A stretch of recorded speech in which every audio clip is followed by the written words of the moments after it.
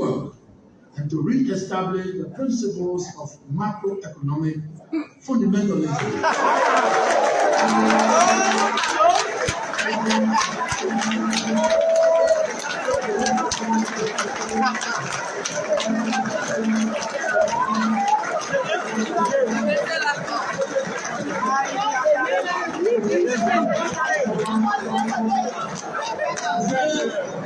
People around the world.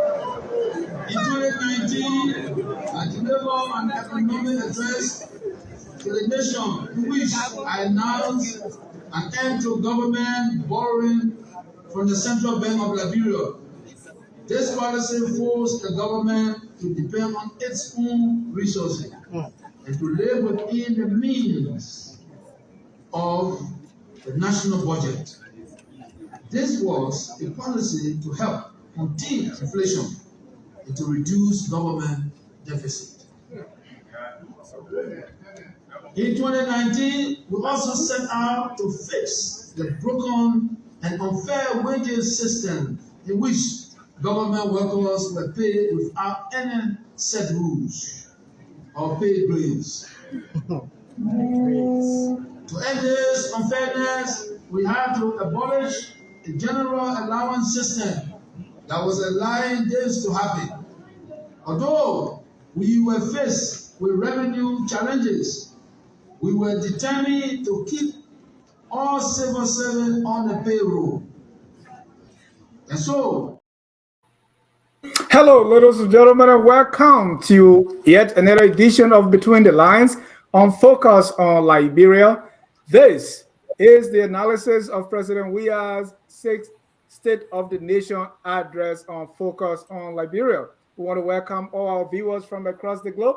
We want to welcome our panelists that will be analyzing the State of the Union today. I want to say welcome, welcome. First, let me bring in my co-host, Mr. Anthony Sear, who many now know as the political bulldog, because we cannot have the State of the Nation without Mr. Sear. Mr. Sear, welcome to the show.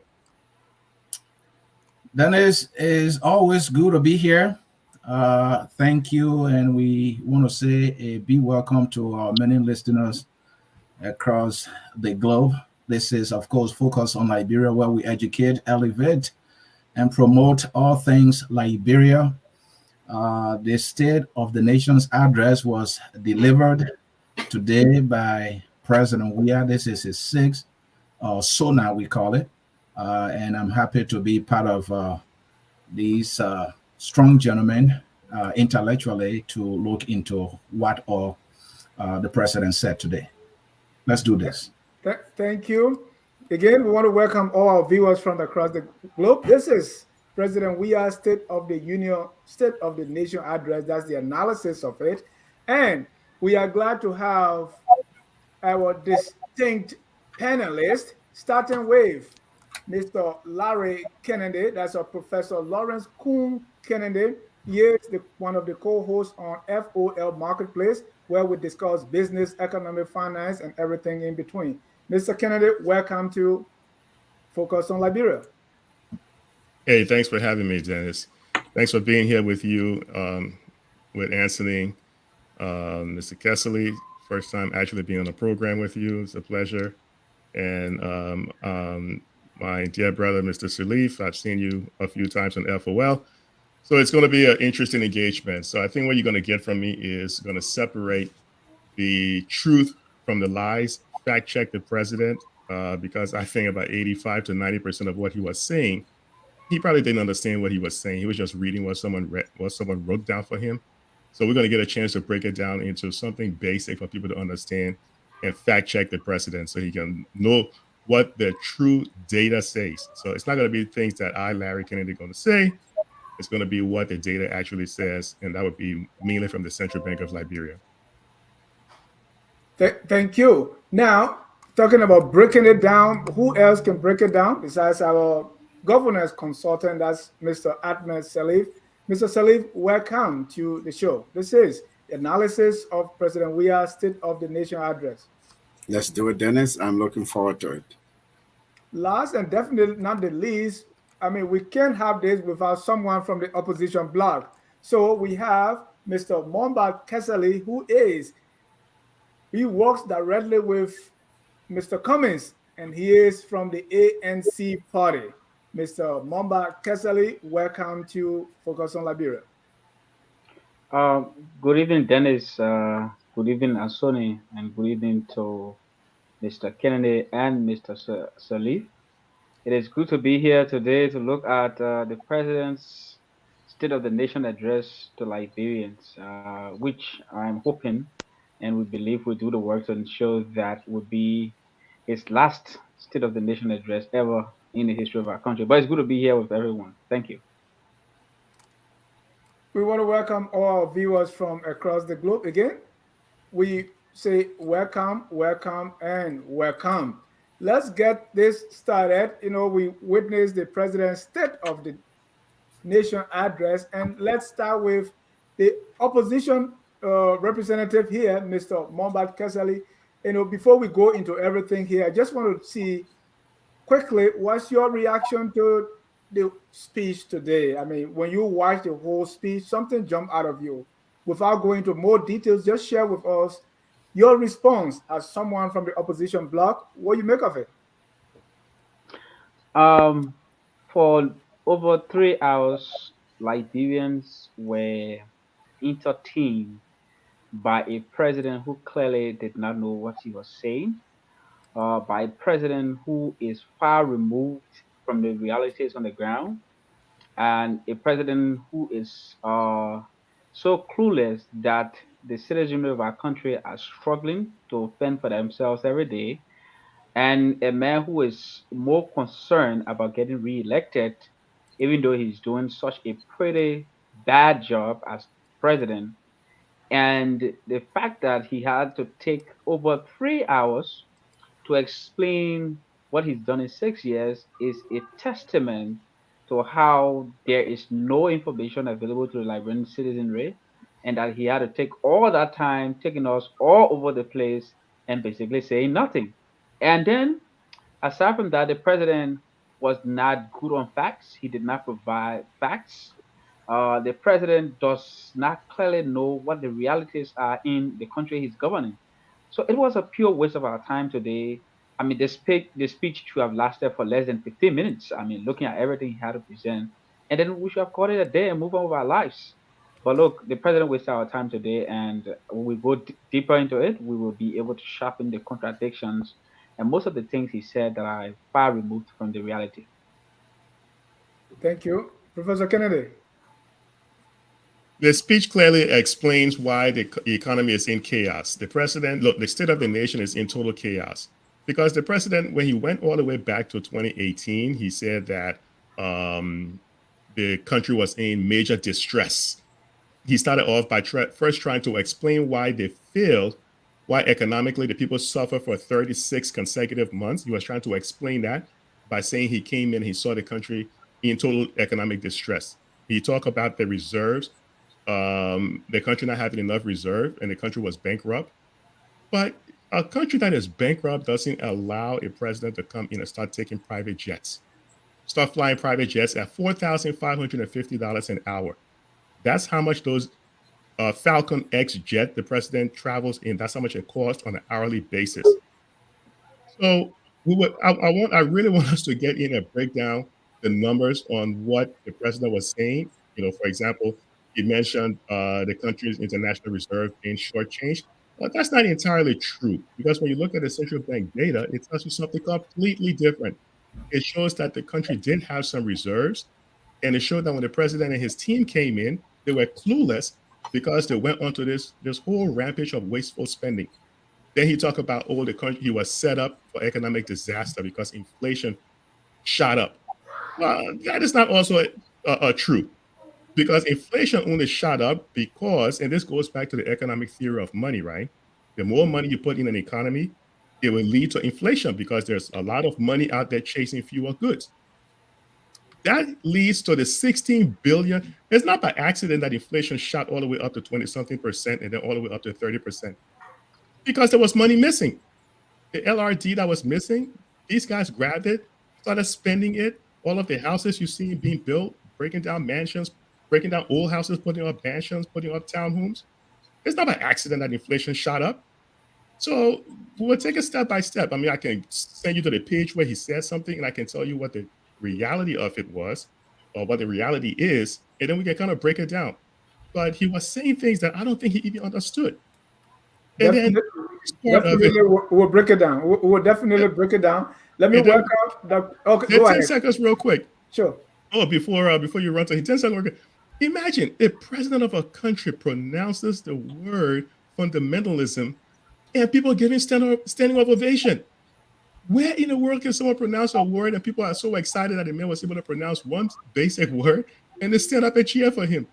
But I'll swing it back to you, Dennis.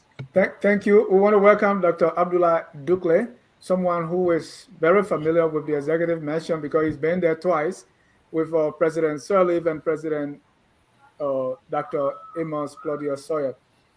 Dr. Dukle, let me get your initial reaction to the president's sona. If you can unmute yourself, please.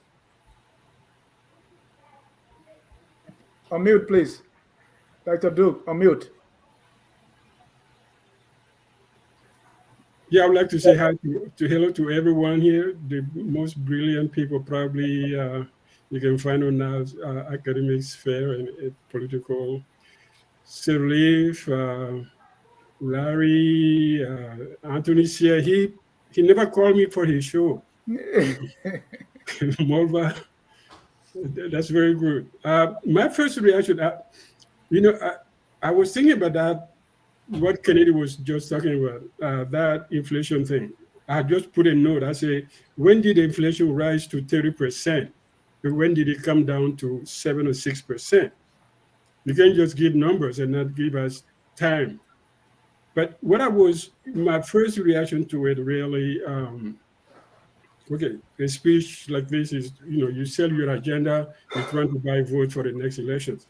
But I was worried, I was kind of taken aback, but they will open the speech, the first 3 paragraphs on arms that have been discovered, without giving any context, without telling us what happened to those arms, and then warning people about instability issues and watching people. That's what caught my attention. I don't know if anybody saw that, but I said, why would the president open his speech on issue of arms being discovered? Is he planting the seed of instability in people's mind, violence? We all know how the arm came in. The police got them. They have investigation going on. I don't think this belongs to the speech. But other than that, I have 2 pages of notes that I've taken from the speech, and then I'll look forward to a good discussion with all of you. Thank you. Let's get the reaction from Mr. Sirleaf. Oh, thank you. It's good to be here, Dennis. First I thought the speech was unnecessarily long, and obviously the delivery was, was poor. It was one of the poorest deliveries. I mean, the president came into office. I recall I was in Monrovia that evening when he gave his first State of the Nation address. He said, "You will now hear some of the best speeches from me, but I will deliver and I will, do X, Y, Z." And so we all know we don't expect a very polished oratory. However, this was really terrible. The speech was all over the place. It was hard to find a coherence. It seemed to me as though all the ministries, agencies, government apparatus basically give bullets, and everybody wanted their bullets to be in there. Else they will, they'll be viewed as having not performed well.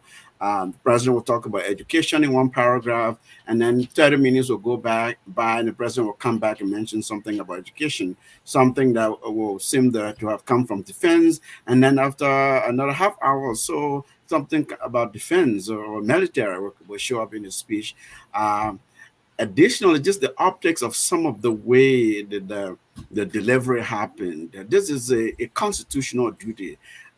Yes, the president can be light-hearted, jovial, but this was, I think, over the top. And then some political campaigning almost showed up in the speech in terms of asking for a mandate, which is not part of the constitutional requirement. And of course, there's some substantive areas that I I kept trying to find, because over the period under consideration, I went back and started thinking, where did I come from? Like you were saying, where's the fact? How do you pivot from what you're saying to what we know to be the fact? So it was really logically, it didn't seem to have been well written, wasn't well delivered, and to me, the whole performance, it was very problematic in a lot of ways. Let me switch it over to Mr. Anthony Sia. When it comes to politics, it's like he's jumping out of his chair. Mr. Sia. Dennis, thank you. This is the first time I've listened to President Weah's, giving a speech from start to end. This is the first time. Usually I'll wait for the text to read it. I think it was good that I listened so that I can have a unique sense of, the delivery and everything that went on. And so since I'm not playing a dual role, I'm just curious here to hear from you, the panelists. The gathering, there were activities before the president arrival outside the hall, those who gathered to attend. I meant talk about the delivery, so I'm going to ask the other panelists to weigh in on that too. The delivery, the length of the speech, the terminologies that were used in the speech. I want you to tell me whether the length of the speech was necessary. Was he reporting on just the year that just ended, or was he reporting for the entire 6 year or 5 years period? Was that the reason it was long? I'm just curious here. The terminologies, the length of the speech, the delivery, the gathering, the reaction, especially from his supporters. Let me start with you, Larry. What do you make of all that? He could have delivered a speech in 90 minutes if the speech was well written. The person who wrote the speech was probably overexcited. They thought they could probably lie, then create some other lies to cover the first lies, and so on and so forth. The whole concept of dig and hold, right?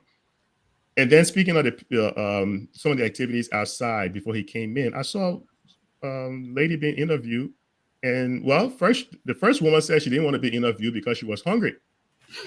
Well, that by itself explains why you're in a situation that you are in, because you have a government where the president looks out for himself. There were instances in the speech where he kept saying my government, then he tried to correct it by saying our government. If you pay close attention to it, he was saying my government because everything about Liberia seems to be about him. Naming hospitals, about his jersey number, which is totally insane. But there are people outside that were walking out in the hot sun, some of those mothers who were probably at one time trying to climb the wall at the Freeport to get their hands on some rice. Now you see them standing out there chanting and carrying on because why? Someone had paid them to stand outside. So the speech could have been delivered in 90 minutes where he gave an account of where the state of the nation was currently sitting. And then he gives some, projections, some of his accomplishments, in terms of what he has done. He could have just touched on those things. Listen, this is where the economy is right now. This is where the state of the nation is in terms of security. This is what I'm looking forward to accomplishing in my final term, because I doubt he's going to get reelected. But he didn't do any of that stuff. Someone just felt overly ambitious. Someone felt kind of a zealot, wanted to please the president, writing a 3+ hour speech for someone who struggled with some basic terminology. And it made him look really bad, especially in front of the foreign dignitaries that were there. So the optics really look bad. And I wish, it's done. It cannot be taken back. But the sycophants will be out there on social media trying to polish it up. All right. Mr. Kessley, I think you heard my question. The length of the speech, was it necessary? The terminologies, reaction from many of the president's supporters during the time of the delivery. You want to comment on the delivery? You want to comment on when the president stopped and engaged the audience a little bit? What do you make of all those things that happen there? You are muted, Mama. Please unmute yourself. What we saw today was a clear display of unacceptable and regrettable childishness on the part of our national government. Today's delivery by the president will go down in history as the worst State of the Nation address ever delivered. In the first place, the president's deportment was very bad. The president did not go to speak to a nation. The president went to speak to a political rally of the CDC. The president divided the country today during his deliberation. You saw him often trying to speak to his clique of supporters who were in the rotunda of the legislature. It was not about really speaking to the facts. Now, even from the beginning of his speech, when the president said that his government has submitted almost 200 legislation to the legislature, that was just a proof that the man didn't know what he was saying. How can you go deliver a state of the nation? You don't know the exact number of legislations that have been passed by the national legislature. You don't know the exact number of legislations that are remaining. You don't know how many of them you signed, and you are there throwing jabs at the opposition and attacking everyone who disagrees with you. You are there trying to mobilize the country against the opposition. You are trying to blame everyone else but yourself for some of the insecurity instances that have happened in the country. The president did not take responsibility for anything happening in Liberia. The insecurity, he blames it on everyone else but himself. If you talk about electoral violence, he directs it at the opposition. He doesn't direct it at himself, even though his CDC is on record for orchestrating some of the biggest electoral violences we have experienced since he became president. I mean, today was a total waste of our time. As I said, the speech would have not lasted for more than 15 minutes because Mr. Weah clearly didn't know what he was saying. Everything he said contradicts what we see in our country. So if he talks about security, he says the state of our country and we are secure and the security apparatus is doing well. But I mean, every day we wake up, our brothers and sisters are being killed, children, women are being killed all over the country. It's because we are so removed from the reality on the ground that he doesn't know that there's insecurity in Liberia. I mean, talking about the economy and everything. But when we go into the details, segment by segment, we will be able Yeah, to clearly dichotomize the but Mama, misinformation I he mean, provided today. But someone, today was a disgraceful display by Mr. Weah. Mr. Cassidy, someone may say, I mean, the man is from the opposition. What do you expect? What you say to This that? has, and Dennis, this has nothing to do with the opposition. It's We okay. Your expect, I opinion. mean, the fact here is when you are president, regardless of where I stand or where every other Liberian stand, you are president for every Liberian citizen. So when you speak, you do not only speak to citizens, you speak to people in the opposition, people who support you.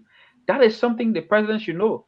And he should understand that today's activities are sponsored by our government, not by his CDC or himself. And that it is inscribed in our constitution that he should give us the economic outlook of the country and things he's done. The man went talking about the 6 years he's been president. I mean, Mr. We are wasting our time. He said nothing. It is not about the opposition. It's about the Thank you. Liberian people. He has failed to take responsibility Mr. for the Mama, time he's been president. That's simply what he displayed today. may I follow up here? Mhm. Did he say anything, at least as a president, where there some accuracy in the speech, given the report he made, that you are prepared to mention? I mean, was there anything you agree with or you like? the the things I agree with. He talks about the passage of the Kamara Abdullah Kamara Act. Yes, Mhm. that's a fact.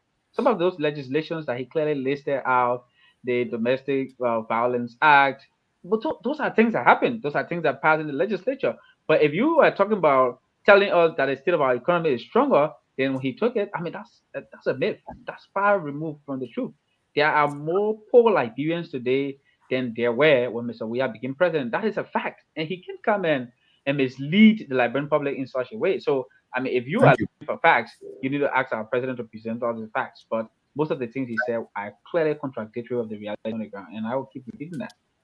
Thank you. And Mr. Salif, here's my curiosity, and you are our governance guy here. We know our president. He even said to us when we are looking for the best speeches, he's not the one to look up to, right? And his handlers always in the habit of writing speeches for the president with all these words. some are unnecessary. I mean, I don't know what is the intent here is. Maybe you can help our audience here. Are they actually helping him? Is this a where they show him that he's like any other educated person? Is there a disservice? Are they not of help here? Is You talk to me about the terminologies. Well, and Anthony, speech writing, speech making is a performatory, and it has multiple components, right? So a speech writer ought to understand uh, a number of things. First, you understand you want to first you understand the principle, like you're talking about, right? What is it that they want to do with this speech? And then, what is the message of the speech? Is the speech here to set a new direction, to inspire the citizenry, to report on programs, to report on the successes of legislative agenda that was set out during previous reporting period and things like that? And then you also have the actual delivery of the speech. So writing the speech, understanding the logic, understanding flow, understanding the messages, the various sort of both explicit and hidden messages you want to have in the speech, and think about delivery. That's why people practice. President Obama was the one who said, if you've been asked to give a 5 minutes remark, you have a 5 minute speaking engagement, you practice for 20 hours, and that's that is not an exaggeration. You have to internalize what is it that you're delivering. So if you're the president, you did all those things that you're reporting on, you're very occurrent with them, you're generally familiar with everything you're reporting on. Of course, this speech is ceremonial, it's performatory, right? You're here to perform, you're here to deliver, and then the whatever you set out to do, whether it's just to like I said, to point out new direction or to report on legislative successes or whatnot, you do that. But you have a principal that told you, listen, I don't know how to give speeches. Okay, so if you are writing, first of all, Mr. Kennedy, the speech didn't look like it was written by one author.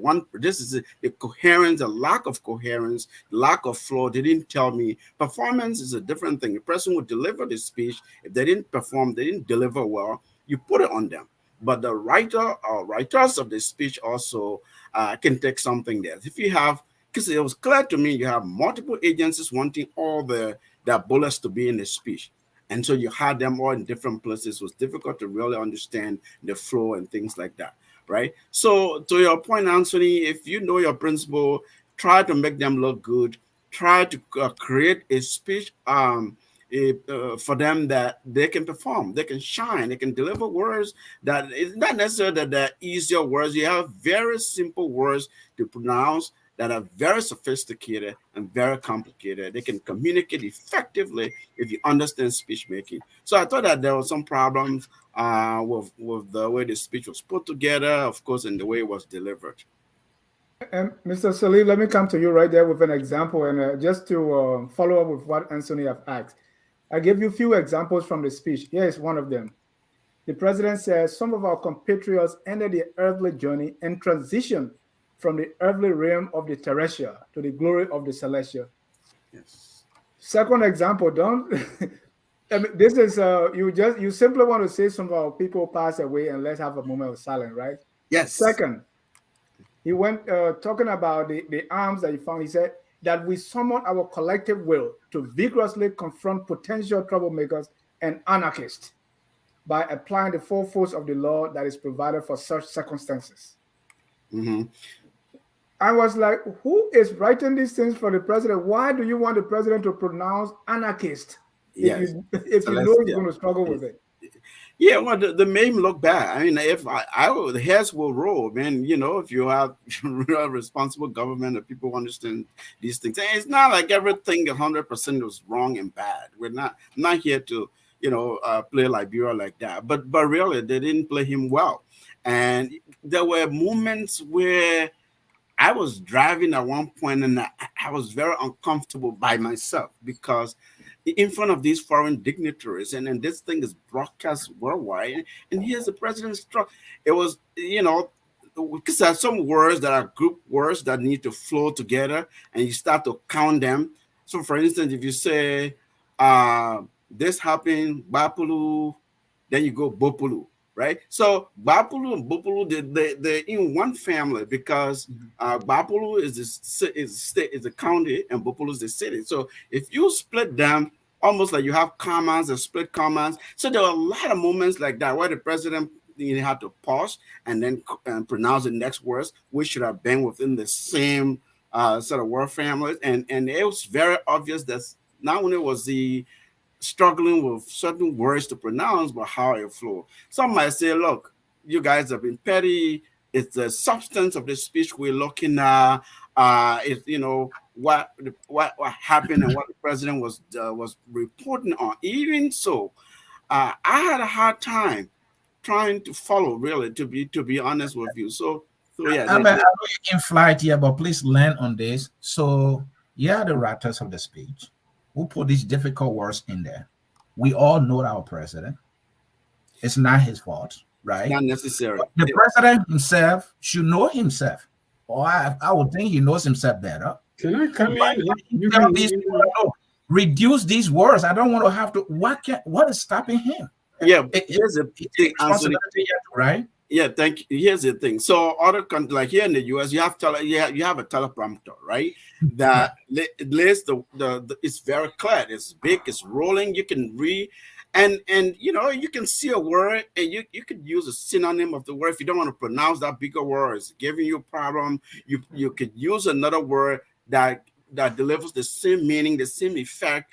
If not more powerful than the particular word you might be struggling. Other of us, there are some words you know the word, but it takes time to really put it together and get it out and pronounce it properly and enunciate the word properly, right? Yeah. So, but if you understand the root of the word, and you can play with different versions of that one word and be able to have the same effect. Thank you, folks. If you are just joining us, this is Focus on Liberia. And we are doing an analysis of President Weah's sixth State of the Nation's address. Dr. Du, was there any disconnect? Because this is the president who giving a speech.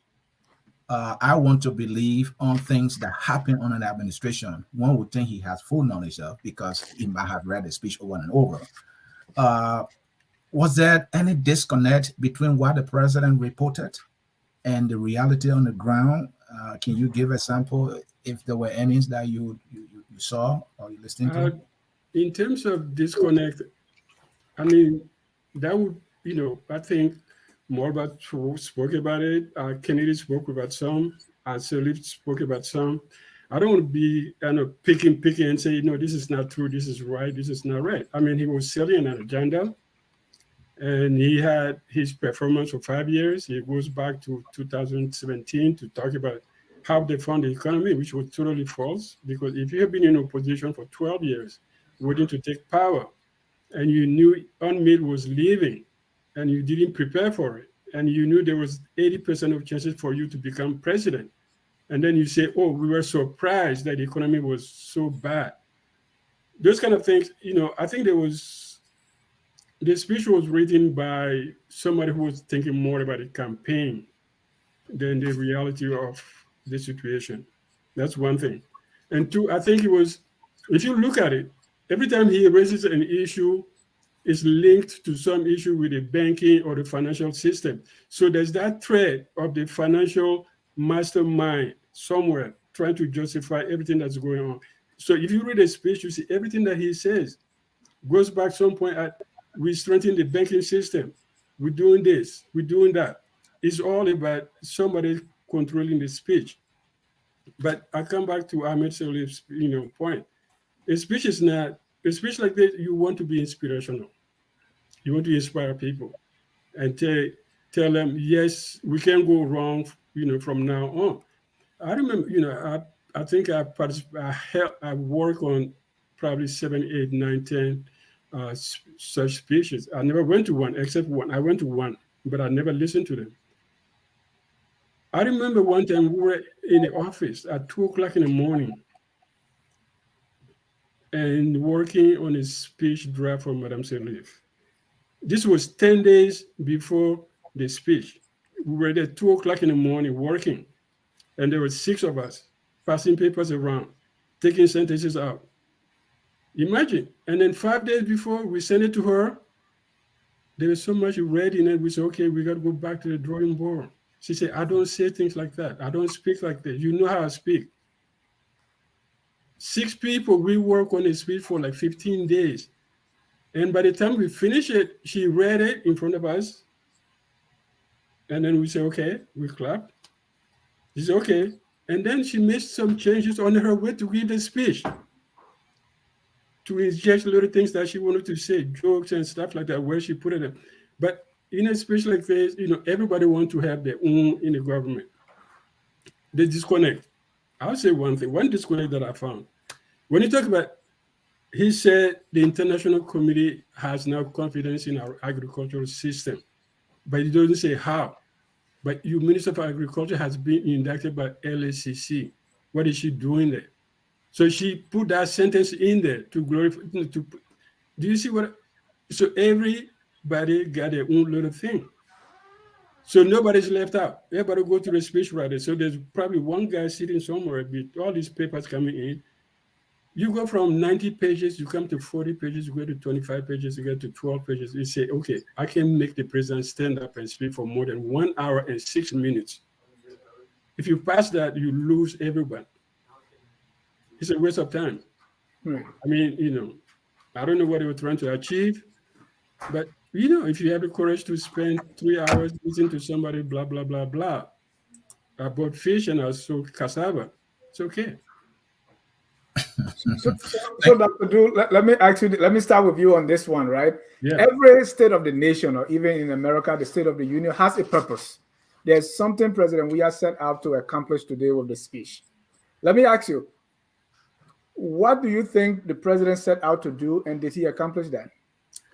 I think he was successful in speaking to his crowd, meaning everything else is a lie. Everything that I did say to you is a truth, and my promises are going to hold. If you're speaking to his crowd, like, somebody who speak on the campaign trail, that's what I say at the beginning. I said this was more a campaign speech than a State of the Nation. Because State of the Nation, we talk about the health. Why don't you talk about the health? You say you fail in health and education. Because why?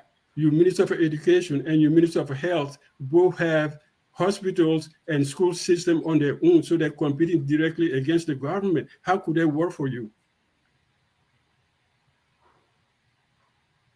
Do you see what I'm talking about? Yeah. So these are the issues. Disconnect. There's a lot of disconnect. I mean, they talked about it, but I'm not sure.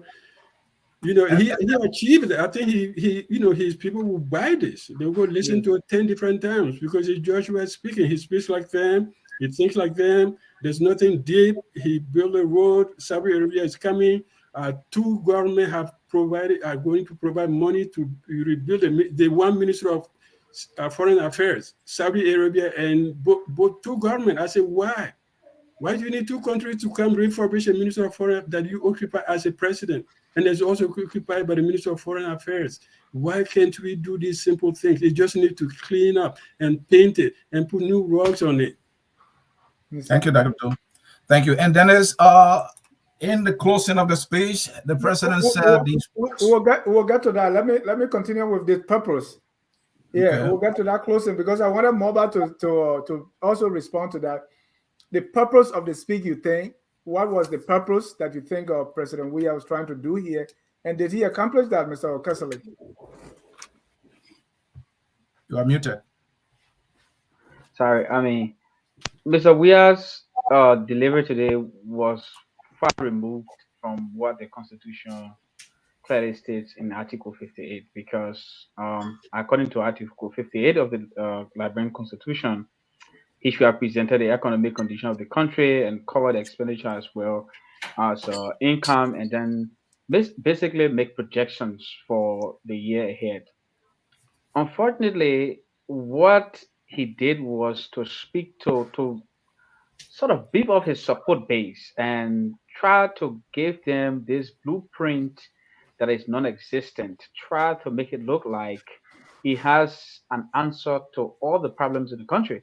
And so far as his support base is excited, he tried to prove to his people that, okay, they say I'm not educated, but I can stand here and speak for 3 hours. No president in the history of Liberia has ever done that. I mean, that's the only thing he proved to his people, that he can stand for 3 hours. And he also tried, I mean, basically looking at what their reactions were, to prove that he is fake, physically fake, because those are the things they are using to attack other opposition leaders. So those are the things, he presented today. Obviously, the speech was written by one person. When we all know the finance minister is a big guy, and he put in all those words. I mean, they were deliberate with the words, because Mr. Weah had to appear to be educated. Again, that's a huge contradiction, because this is the same president who went on and said, if book and education could develop a country, Liberia would be the most developed country in the world. Failing to realize that our statistics in education is at the minimum compared to countries in the sub-region and all over the world. But again, Mr. Weah believes that Liberians are so educated and are so many qualifications that our country should be developed. But today, he tried to prove that he's more educated. He has the strength and the fortitude to speak to all the issues, and that he has done more than any other president since the founding of the country. That's the message he tried to send out today. And I believe Liberians are able to see the contradiction in the things he says. And Mr. Kennedy, it is not uncommon for presidents to do that, right? To put politics in it and be able to speak to their party, right? You can take a job at the opposition. They do that all the time. Also, we should remember now this is election year, and he has the political capital. Election has consequences, right? He has the bullet pulpit, and he needs to use it. What's wrong with that? Well, what's your take? Well, we all know that the best defense is always an offense. So when you go offensive and you start attacking the opposition, it throws them in complete disarray. They get totally confused. And this is what I think the speech was meant to do. The speech was actually meant to do two things, right? The first one was to confuse the hell out of people. They did an excellent job confusing everyone, including the president. So they get a big check mark on that one.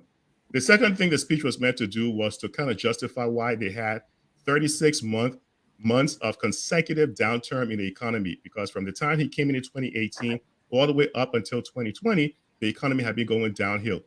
They try to justify that by blaming COVID, but you can't blame COVID for your failure in 2018 and 2019 when COVID happened in March of 2020. So they tried their best. Then they had a president saying things that were just totally confusing. I'm not sure who within his speech writing team worked in investment banking, but it had his saying things that related to a high-level investment banking that he was completely clueless about. So again, not only did the speech writer try to confuse the people, but they ended up confusing the president. That's why he was stuttering and saying things that just didn't make it made no sense at all. One thing he said was, and I think I mentioned this to you, he said in 2019 that he made a speech to address the nation in terms of the state of the economy in 2019. And then he said he made an announcement that they were no longer going to borrow money from the central bank.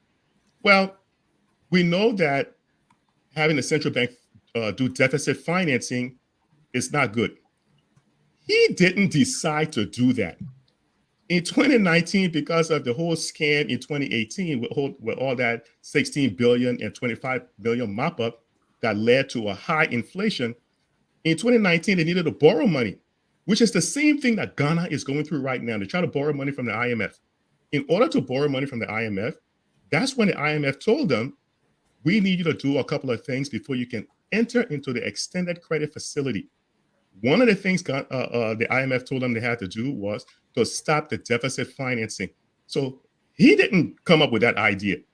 It was a prerequisite to borrowing money from the IMF. So that was a blatant lie when he said that. They got into the extended credit facility That led to the harmonization. So and you see, this is why if you're going to make a speech, you first need to understand what the hell you're talking about. But he didn't have a clue in terms of what he was talking about. He was simply saying something that somebody had concocted, and what they were saying was absolutely false. So when he was saying things about the economy being bad, Larry, may I follow up? You continue to you say he doesn't have a clue. He doesn't have a clue. I'm not sure if anyone has clue for everything, let alone an entire government that is gigantic, right? So he has people appointed in all the ministries and agency with these, responsibilities to report to him. And so, do you think the president needs to know and have an accurate clue of everything before he can talk about it? This is a collective report, isn't it? he needs to have some idea of what exactly he's going to talk about. Even if we were talking about sports, we know that the president has won all of these awards, the world best and all that stuff. But what was Liberia's FIFA ranking when Madam Sirleaf left? It was around what, 134? What is Liberia's FIFA ranking today under the footballing president? Liberia has fallen 16 below 16 other nations. They are 150 under the footballing president. This goes to show the level of incompetence within this administration that people just don't seem to get. You don't have to know everything about everything. Obama didn't. Obama was a constitutional instructor over a lawyer, right? But he brought around competent people that understood what it is that needed to be done, and they briefed him, right? If you look at other presidents, if you look at what's happening in Botswana, you look at what's happening in Kenya, in Rwanda, that's what happens. Marabio is trying to do the same thing over in Sierra Leone. So when they started saying, oh, because the economy was this, because of COVID, because of Ebola, at the end of Ebola, Sierra Leone economy grew. Guinea economy grew at over 5%. Liberia economy fell for 3 years in a row. So he doesn't have to know everything, but he needed competent people, not people who would lie to him. The mop-up exercise was a clear example of people lying to him and he not understanding it, right? They did a mop-up exercise whereby they tried to infuse money into the economy by handing people cash money. In 2013, 2014, inflation shot up under Madam Sirleaf. What did she do? She introduced central bank treasuries. That's what happens in developed economies when you want to mop up excess liquidity in the economy. You introduce what is called CBL bills and stuff like that. As the CBL issue these bills, people buy them, they take the cash out of the economy. That was what Madam Sirleaf did to mop up. What did President Weah and his cronies do? They decided to hand money to SEAL Team 6. These guys went out there with cash money saying they're doing a mop up to money changers who didn't exist. That was what led to the inflation, the double-digit inflation that went on for so long. And then they tried to get into the IMF program to try to balance it out. Then he says that, oh, he made an economic speech to try doing deficit financing with the central bank. No, because the IMF told you, you need to do this to get money from us, which is what they're doing to Ghana right now. So he didn't understand what he was talking about. He was saying things that his people wrote for him, and it made him look bad, So he did accomplish one thing. He confused the hell out of everybody, including himself. Thank you. Let me go to Ahmed on this one, and then Anthony can come in. Mr. Sirleaf, if there's anyone who knows the political terrain, it will be the CDC guys. So this is election year. Instead of President Weah, instead of giving a state of the nation for the year 2022, he even went back 6 years, right? Because he's so there's a calculated attempt here to speak to electoral issues to be able to win elections, right? And I don't know if you agree that he did that very well, and because he understands the political terrain, he and his CDC group understand that. So what do you make of his purpose, and did he accomplish that very well? I'll say yes. Oh yes, I mean, Dr. Duclos said it was a campaign speech. It was all laden with campaign rhetoric and antics, if you will. He spoke to his base. He spoke to his base very well. I mean, this is the context where people will applaud big words even if they don't understand it, right? And there are a lot of that in his speech. This is a country where you just enumerate things and say, oh, look at Bible, look, look what happened in River says, and all these villages, naming all the small programs that Liz and the Ministry of Gender, the safety net program, the what these donors are doing in the country. They took credit for all of that and just listed all of that. Why did they do that? Because that was it was campaign. That was political, right? It was political. All the sort of pauses in the speech where you'll bring Liberian English and you kind of self-congratulate and say, hey, they put look at that, they even gave us more. The people did it was all designed for what you were describing, Dennis, because again, this is election year, it's political season, it has the largest platform, the biggest bullet pulpit, so you have to use it. Although to me that was very misaligned because you were performing a constitutional duty. The constitution requires that you report on the expenditure of the country, the programs that deliver upon those expenditure, right? You report on that, and then your legislative agenda and how did it benefit the country, and what projection that will lead to even the betterment of the conditions of the people. That's why the state of the nation is calls for. Right. And he tried to do some of that, but basically deviated and went into campaign mode, like Dr. Duque said. Do you think because he intend to walk over the opposition because he doesn't really see a force? Is that why he's doing this? He got no respect for people on the other side, but because it's like I watch a lot of UFC. If you really know your opponent is weak, I mean, you walk all over him, right? Is that what he's trying to do Oh, here? he threw a lot of jobs. He threw. Some people were saying, I mean, the platform which I watched the speech on, some so, oh, that Charles Taylor is talking about, oh, that Baka is talking about Sona, oh, he threw things at different groups and different individuals in his speech, and so yeah, you can give them credit for that. That they knew everybody will pay attention. People will listen to the speech. People will read his speech, and so they had to like ginger things up, ginger the base up to say, listen, people say the bread and butter issue, people are suffering in the country is not safe. See what we're doing. We're reporting better inflation numbers than even the United States of America. And oh, by the way, the managing director of the IMF praised us for this. The people praised us for this. We were one of few African presidents that was invited to go to the White House and talk about elections. Oh, but the United States promised money.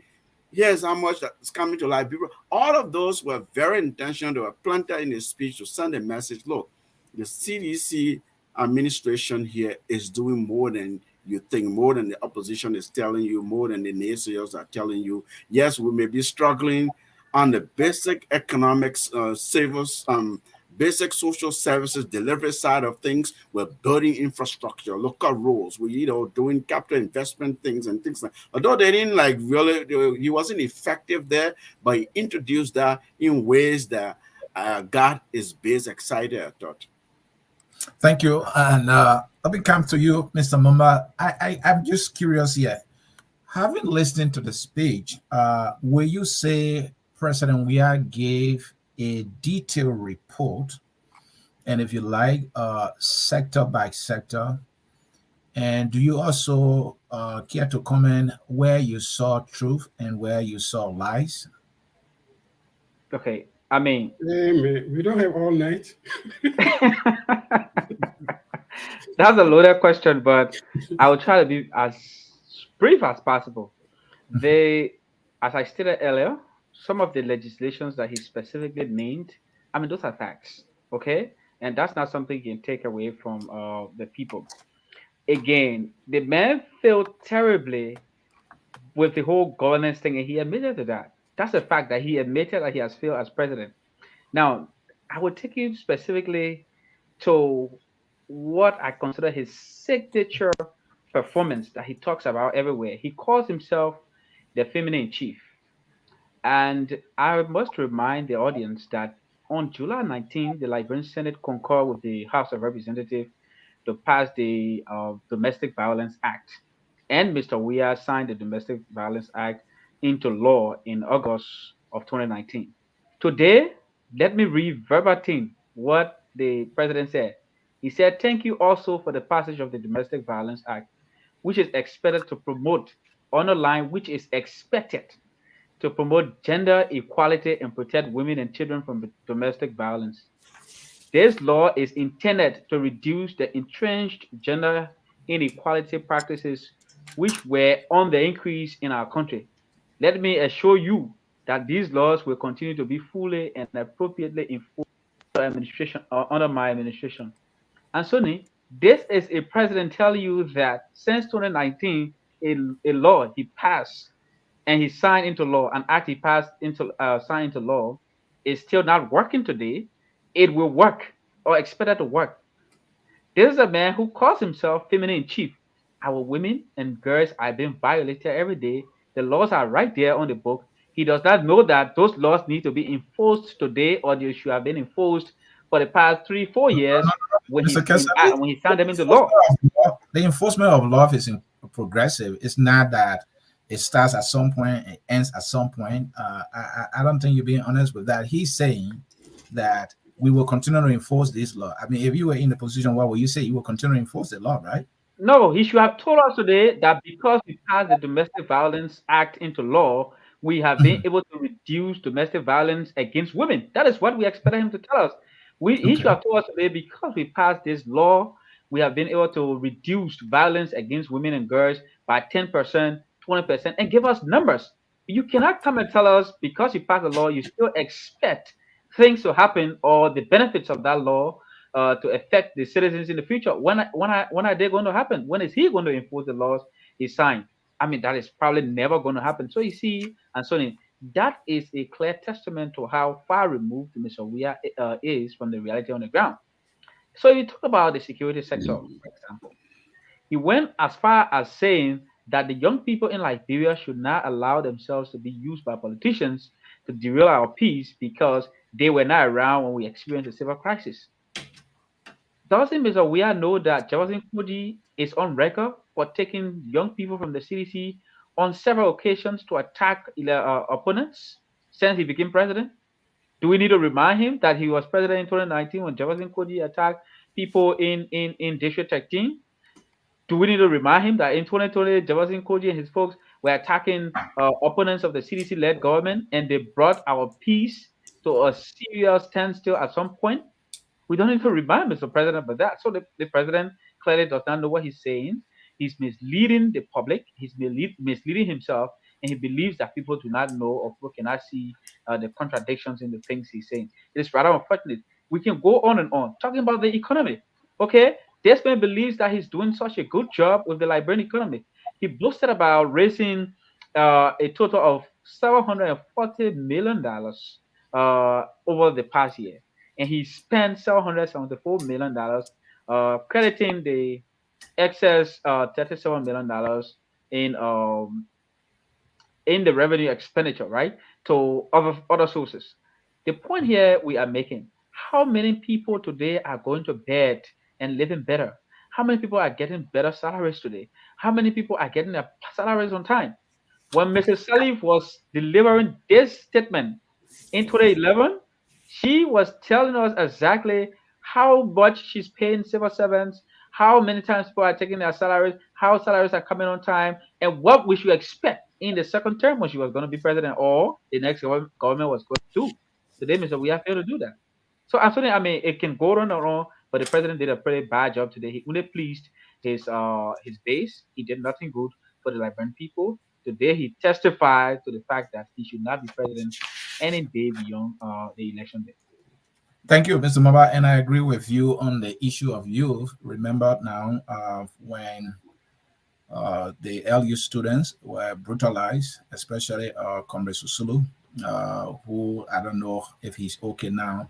It was the CDC auxiliary group, CDC COP, that did that. So the president, actually was not the right person to have said that, because he's guilty. He even denounced that particular group. He tried to even say that he had no knowledge of that group, and that was false. That was a lie. Thank you. Gentlemen, let's talk about the highs and the lows. If the president scored any high marks in the speech, what you think would be the high marks? And if he scored very low, maybe on accuracy, what you think some would be, if you remember. I would think, to get you guys started here, the issue of dual citizenship, because for me, the dual citizenship thing is personal to me as a Liberian citizen, right? I want to enjoy that. And all of us in the diaspora want to enjoy that. The president also congratulated diaspora Liberians who have contributed from $400 million, I think, to $500 million in the following year. I mean, they just that, and he congratulated. I think that was a high mark for those of us who are in the diaspora. So, what high marks did you see, and what were the lows, if any? Dr. Do you want to go first? Go ahead. Yeah, no, but I think I don't know if you, because I think Kennedy was talking about going into different aspects of the speech, so we can analyze reaction. But if you want to go to general views, that's also okay. But I thought we were going to go into things that we found that, because one thing that touched me personally, I mean, because I was victim of it. LAP. No. What is it called again? LPA. The president congratulated himself for they want to reinforce LPA. What is LPA? You make $125 a month.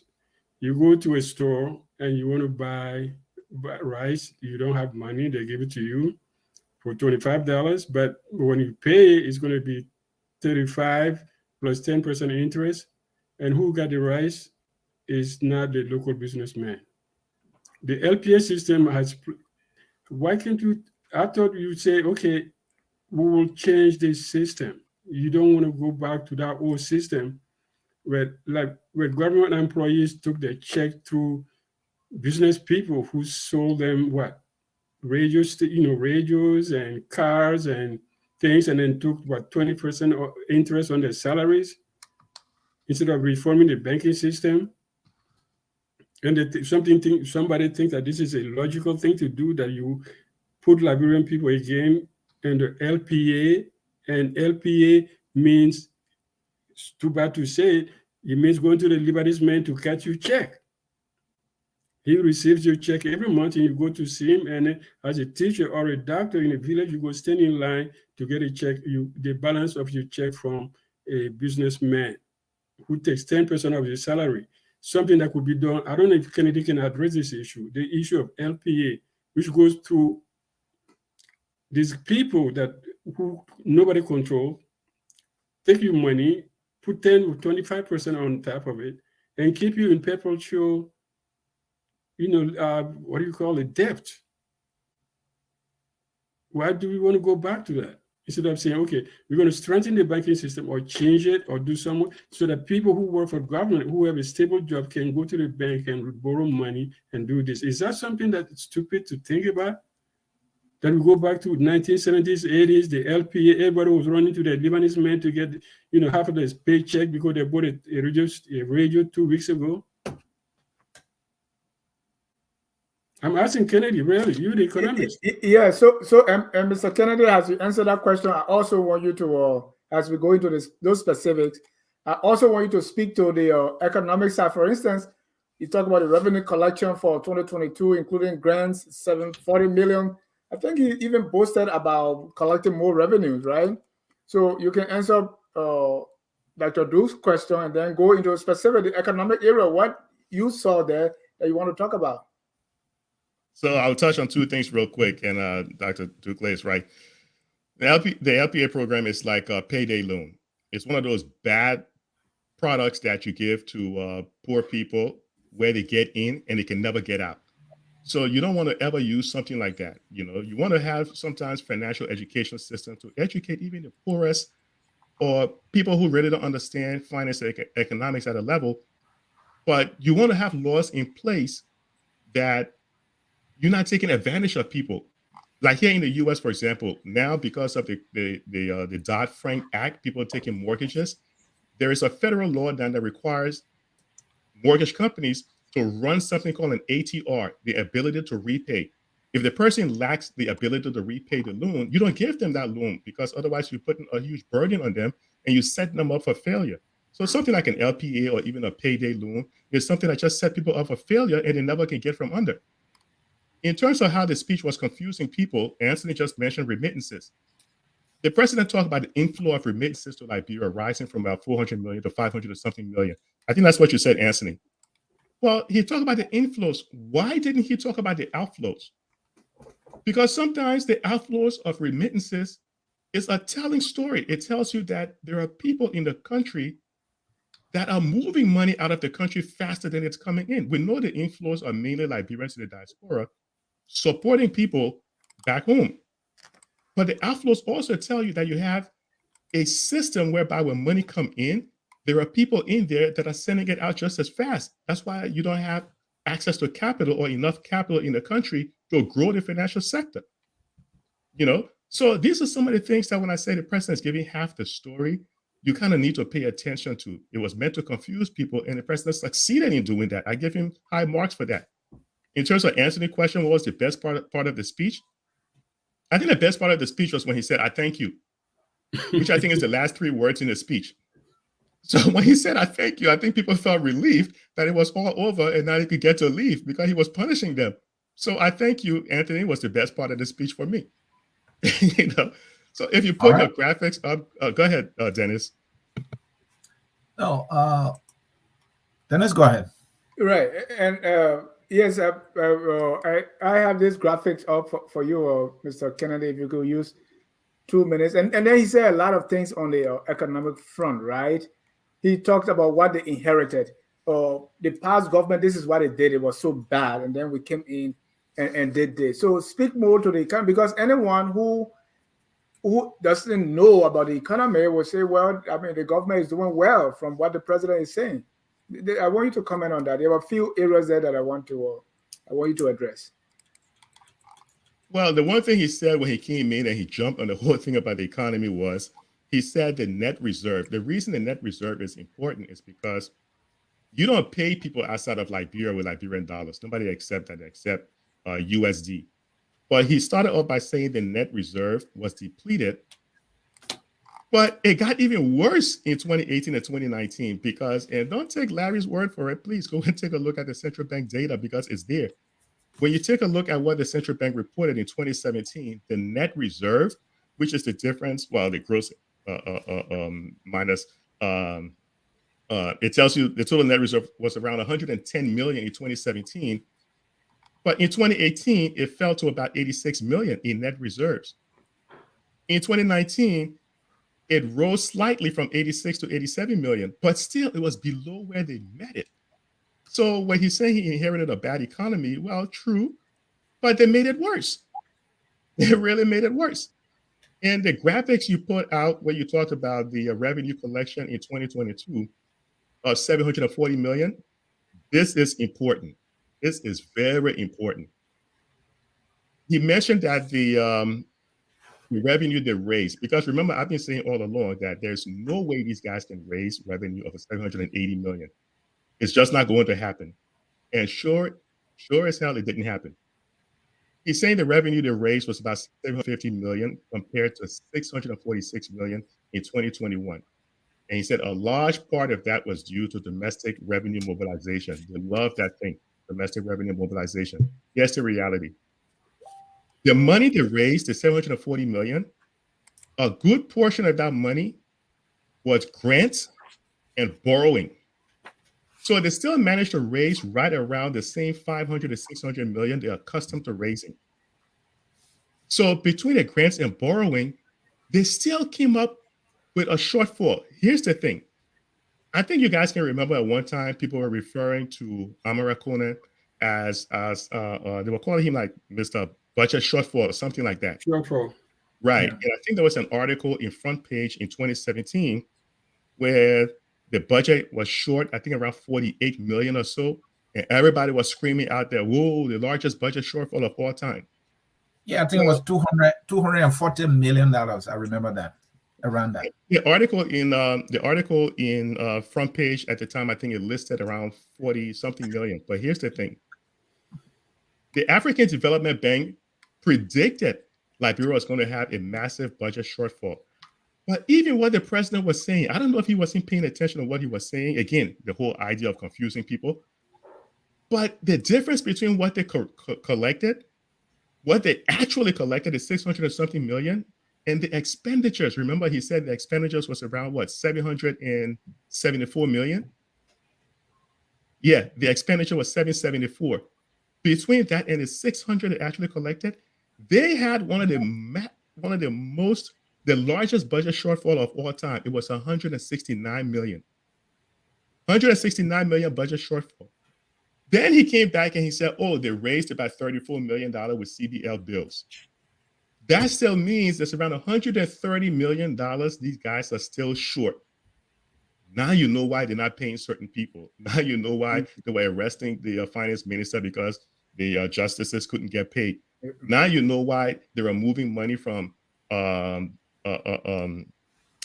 development partners account and commingling money and doing a whole lot of fancy stuff. They still have a budget shortfall. Thank you, Larry. They have to, and you cannot go into the new fiscal year without dealing with it. So I'm sure they've come up with some way to address it, but we just don't know the underlying facts behind how they did address it. 100 and something million budget shortfall this government had in 2022. Massive. Let me come to you, Mr. Salif, on some governance issue here. The president made some claims here. Let me start with one of it. He said, our fight against corruption and financial crime remains paramount. We applaud you also for passage of bills seeking to strengthen our integrity institution, such as the amended Central Bank of Liberia Act. And he said, together, he continued that together, these laws will strengthen our anti-graft institution and minimize vices. He also mentioned this, which I want to show. He said, during the period under review, my government implemented various programs to ensure more access to justice in a people-centered way through critical reform of our legal regime of the criminal justice system. Mr. Salif, we've been talking these things. I mean, these statements, how do you measure them against what you see happening in our criminal justice system and also the strengthening of our financial institutions? Yeah, you talked about the LSCC, for example, how they passed new law that makes it difficult for anyone to remove LSCC commissioners, and that they've given the commission more teeth, essentially, to prosecutorial power, right? So those were all on the reporting on the legislative agenda and how well the government has done. In terms of the specific of the criminal justice system reform, I was a little, taken aback, quite frankly, when the president read those lines. Because this is a criminal justice system that, if you look at the police, for instance, that has done so poorly. It's a murder investigation, homicide investigation. Somebody just find somebody dead, or the auditors. You can name so many different citizens who have been killed or die under mysterious circumstances in recent times. And all the police says is that there's a big phrase, ongoing investigation. An investigation is ongoing. It never really does come to an end. So if you implement criminal justice reform that the way the president reported, it seems to me like laws that strengthen the criminal justice sector, the judiciary, to enforce laws and protect citizens. It doesn't measure up. Just the facts that, as we know it, it doesn't measure up. Someone said earlier, I think it was Mr. Kessley, you're reporting on the law that was passed under your administration, and sort of futuristically that this will not be implemented in the future. You really ought to show us progress since the law was passed, since you signed the law as chief executive. What are some of the accomplishments that the government can attribute to those legislative reforms, or those whether it was just an executive order, whatever policy option that led to some kind of reform. You have to have demonstrated that, and it should have told us, given us the evidence, the facts. But a lot of it is, to me, don't really measure up to what we know to be the facts. Right. And Mr. Kessler, you addressed that because I didn't see much of an outcome, right? Yes, you can tell me I built this road, I built this hospital, I did this, I passed this bill. But tell me what has happened as a result. Let me give you another example that I want you to look at here, which was the president talked about the enrollment for girls and boys, right? And he said enrollment, I think the number for girls is like 49.5 and boys 50 point of male 50.5, which is according to him is very impressive. But then he made a statement that I so when I examine, let me put that statement on the screen and see what he said.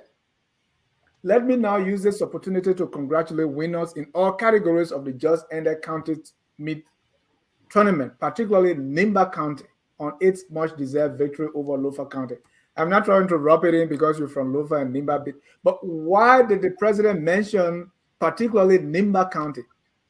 Okay, there's also girls' sport, right? There were kickball, Sino one basketball, and if you are promoting this gender parity or balance, why are you talking about Nimba football?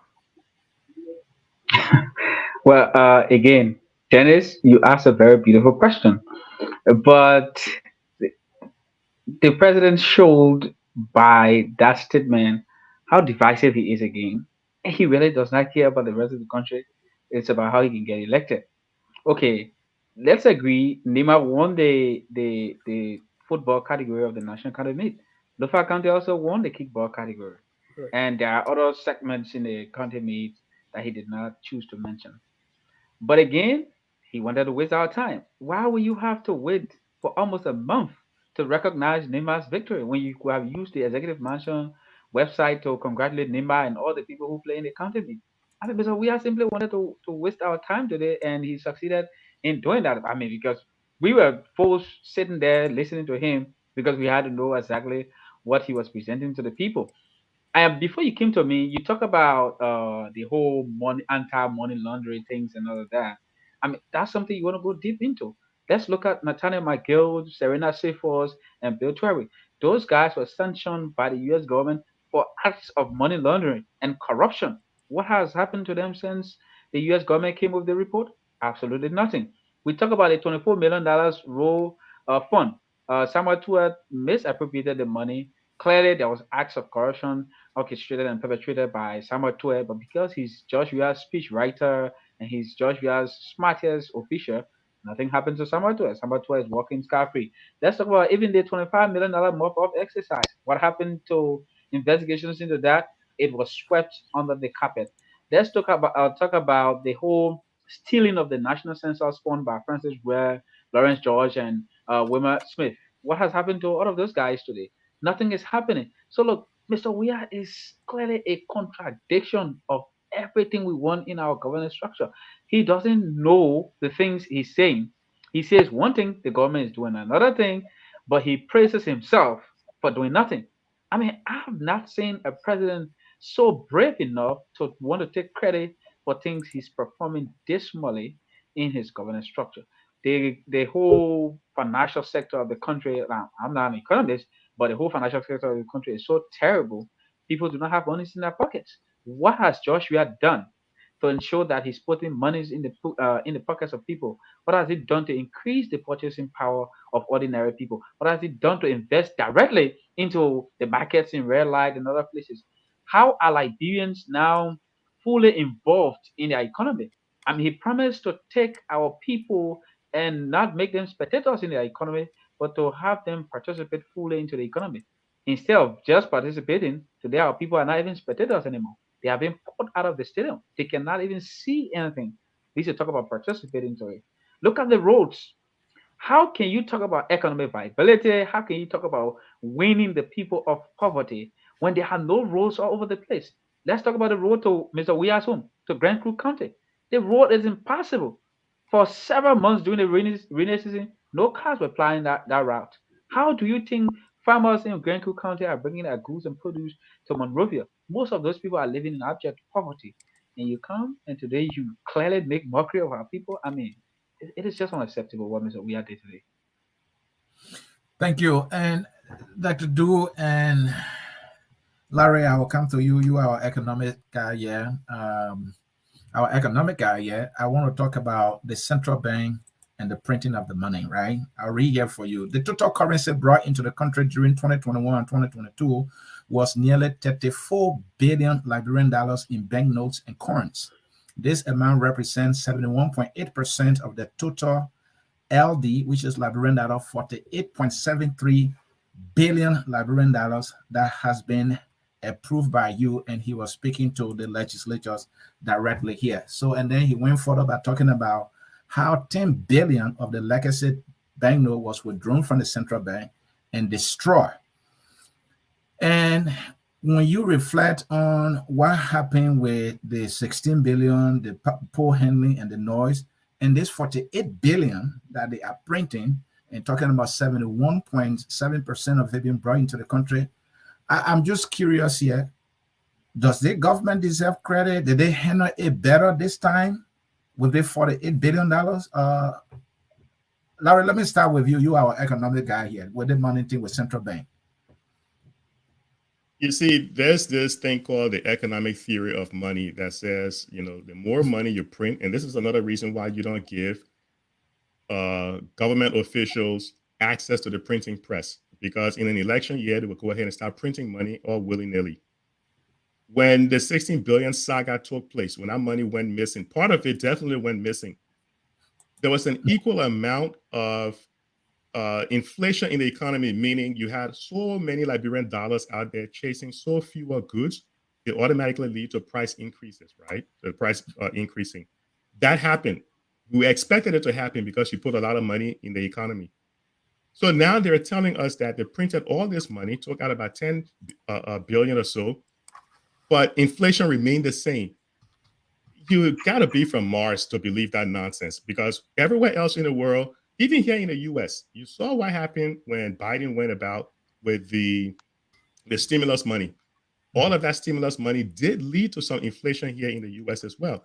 So everywhere else in the world, when you put a lot of money in the economy, it leads to inflation, except in Liberia under George Weah. You put money in the economy, it doesn't lead to inflation.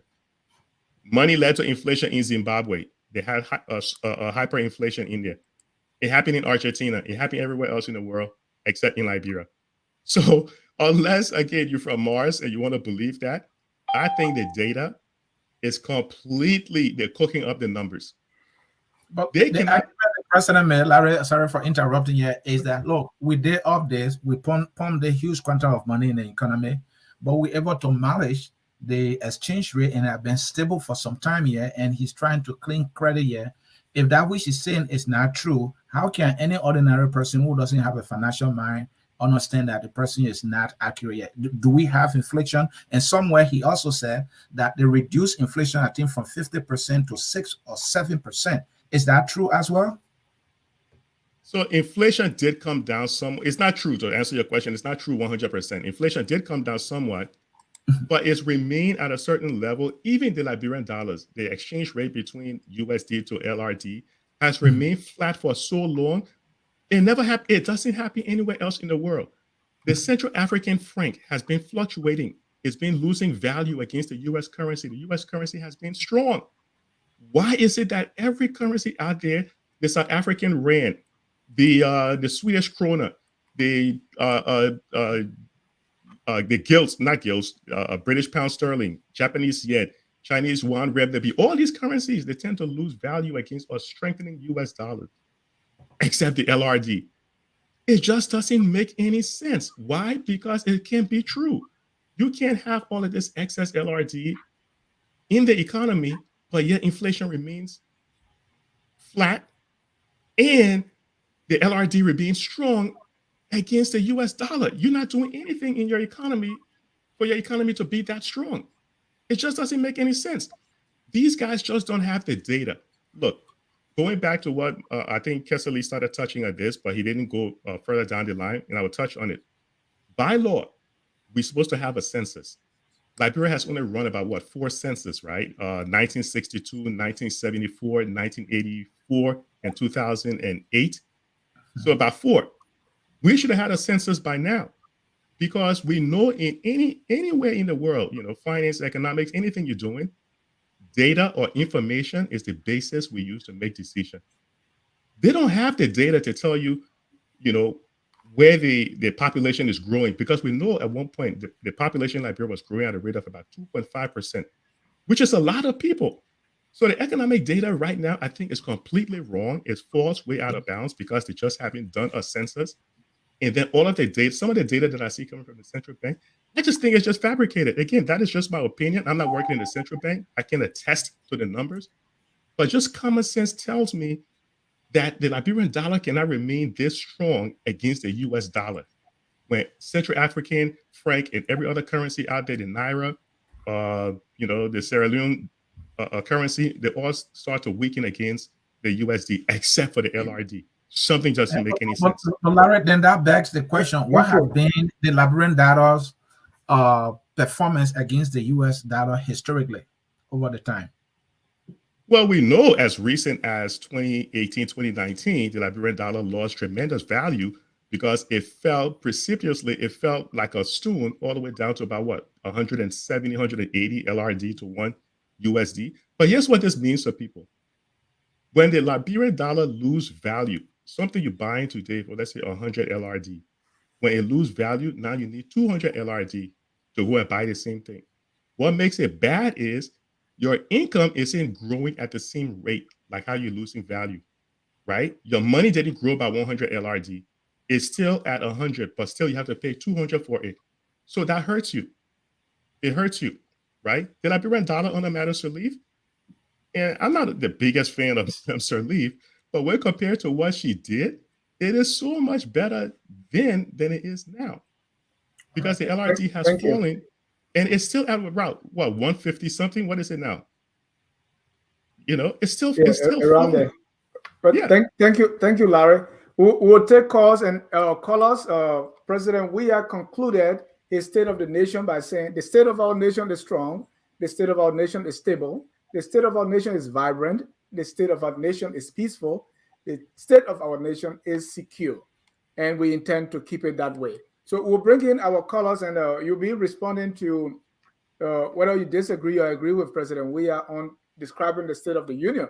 But at this time, let me bring in a few callers here. Let's start with Mr. Tudmer. I've been here for 39 minutes.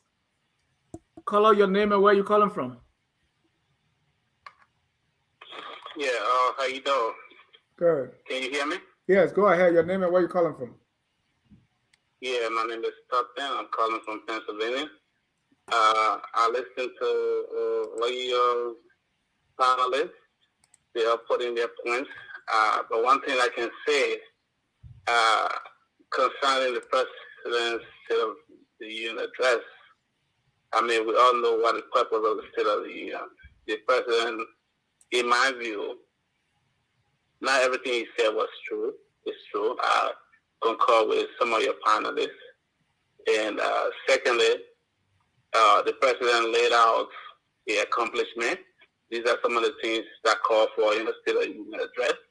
He laid out his accomplishment, what he did during his time he been in office, and what he's going to do for the country if he succeeds in the next election. So these are all part of the State of the Union.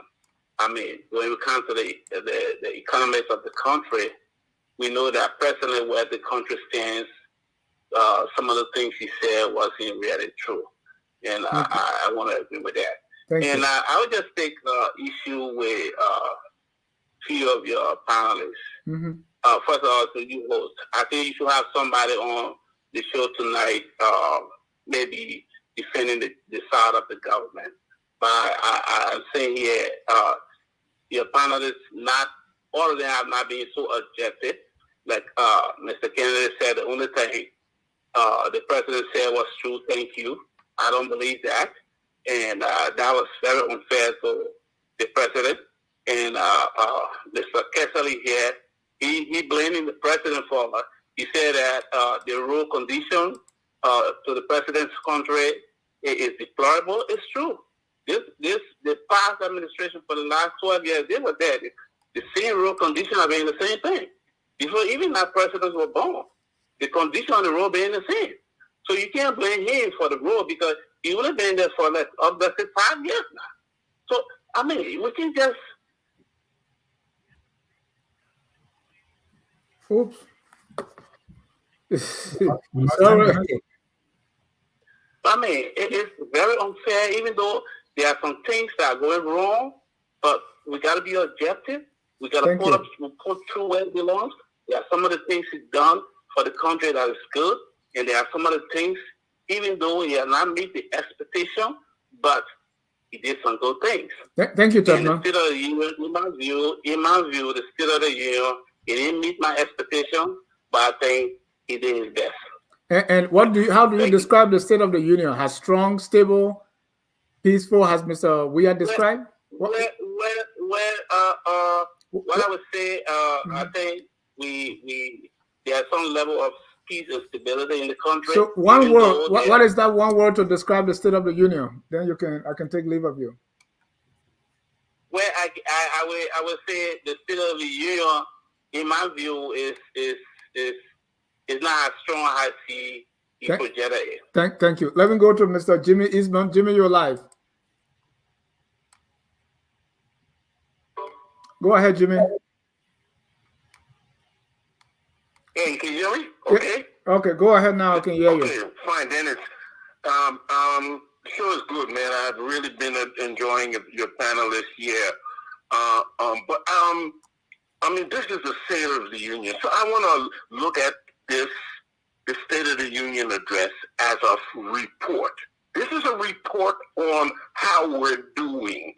That is what you're supposed to be telling us. Okay, so if you look at it, it's how we're doing, and of course there's this statementship that you got to add on top of it. But really, it's very academic here. So academically, you're taking this report about, right? First of all, what are you telling us? You put an ambassador here and put it. That doesn't tell me nothing about the country. Why is it added in there? So a lot of this, what was being done, is fluff. In academics, we call it fluff. You can be writing a report and they say, give an analysis, and you put a whole lot of fluff there. It's like some professors, they just put a line to it, unneeded. That's what was going on. Now you can fly by night, but you can take that to some librarians who don't understand the critical elements that you have to give us to let us know the state is improving. You can tell them that. But when you're telling somebody who's an expert in his field of economics, like a Larry Kennedy, or a political analyst like Ahmed Shirley, he's going to take all that apart. You did not. You told us they were throwing figures out. Oh, I saw Twitter handiwork. Throwing figures out. You're not telling us the source of your figures. No, you don't give figures without telling the source. You're talking to children. Now you might get by, like Sam will say, it's politics, Jimmy. That's what they do. So Jimmy, how will you describe the State of the Union or the State of the Nation? One word. We're still afloat. No, we prostrated in front of America because he went off script. One of those, he said, America, our friend. He just went off script. He had, whatever America said to do. But guess what? And this is how I would drop with this. America says your chief of staff is corrupt. If that's not sending you a message why you're messing around, then nothing else will. I'll take leave.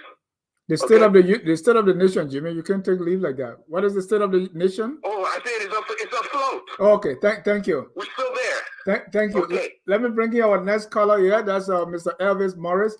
By the way, Elvis has just contributed $5 to on our YouTube. Thank you, Elvis. Go ahead, you're live. Yeah, hello. Thank you for the show tonight. Hello to the panelists. I had to contribute my $5 because the last show you said some guy named Houston Brooks is the biggest supporter of this show. That's not true. Biggest supporter is me. Let's just clarify. But let me get to the most serious point, Mr. Jack. I said one The off. reality is, no. I 1, 2, 3, and 4. Okay, go ahead. But let me get to the point. you're supposed to bring a CDC person on to you know, to You're always supposed to. We'll hold these people through and bring them. All we do is to invite. Yeah, but Mr. Larry Kennedy, I want to give you big props today. I know you're a JMB supporter, and I know you're a very busy man. But you have to tell those people, let me put you on the team because you're very, very effective. Not only are you a great surrogate, you'll make a great surrogate, but you know what you're talking about, especially when it comes to, you know, economy, being an economist. But let's be honest, with the whole speech, the reality is the president has done a lot of good things. You know, development here and there. I hear people talking about, oh, what happened? Why you don't fix the road to Grand Creek? What happened when you start doing that? Spending hundreds of $1 million to fix the road to the southeast. The same nonsense is, oh, you develop in the southeast, you only want development in the southeast. You don't care about the other area. The same thing will happen. So, on the bad points, everything that George Weah said will always be undermined by the rampant corruption in his government. That's his biggest flaw. So people will always, you know, take for granted some of the things that he's done because his government is so corrupt and, you know, and incompetent, such as most of the people that he surrounds himself with. The state of our country, I would say, is declining. It's declining. But let us not forget, most of us, one last statement. Let us not forget, most of us here in the United States, we don't know the true state of our nation. We're living pretty much outside of the country. So sometimes we will call the people in our brain, ask them what's the true state of the nation. But thank you so much. It's a great job tonight, Mr. Kennedy. Thank you again. Thank you. We have a wireless caller here, 267 area code. Your name and where you calling from?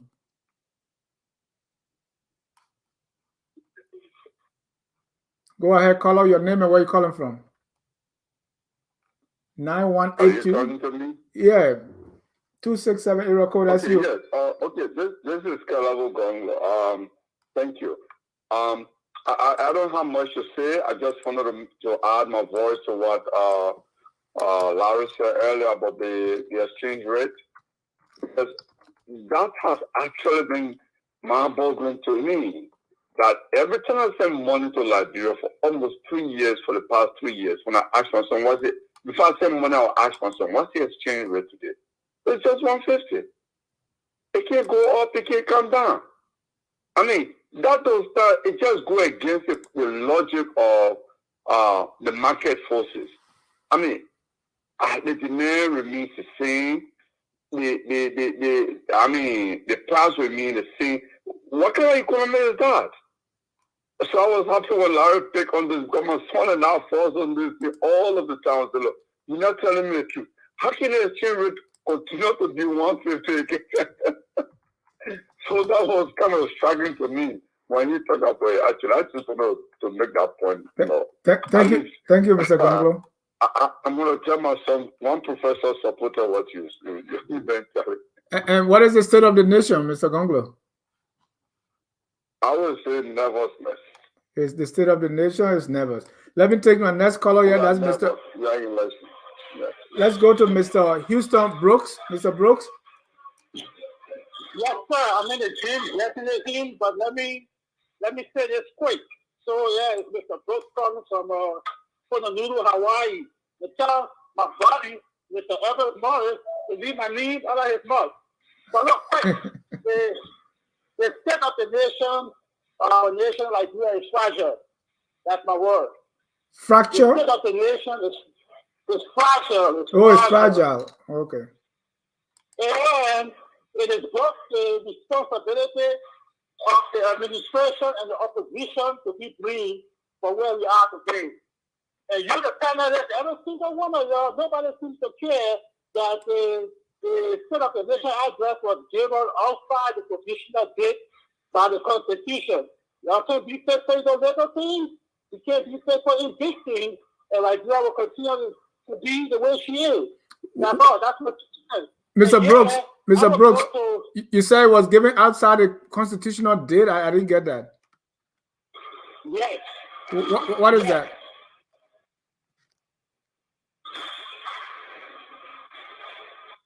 All right. The last minute of the... Hello?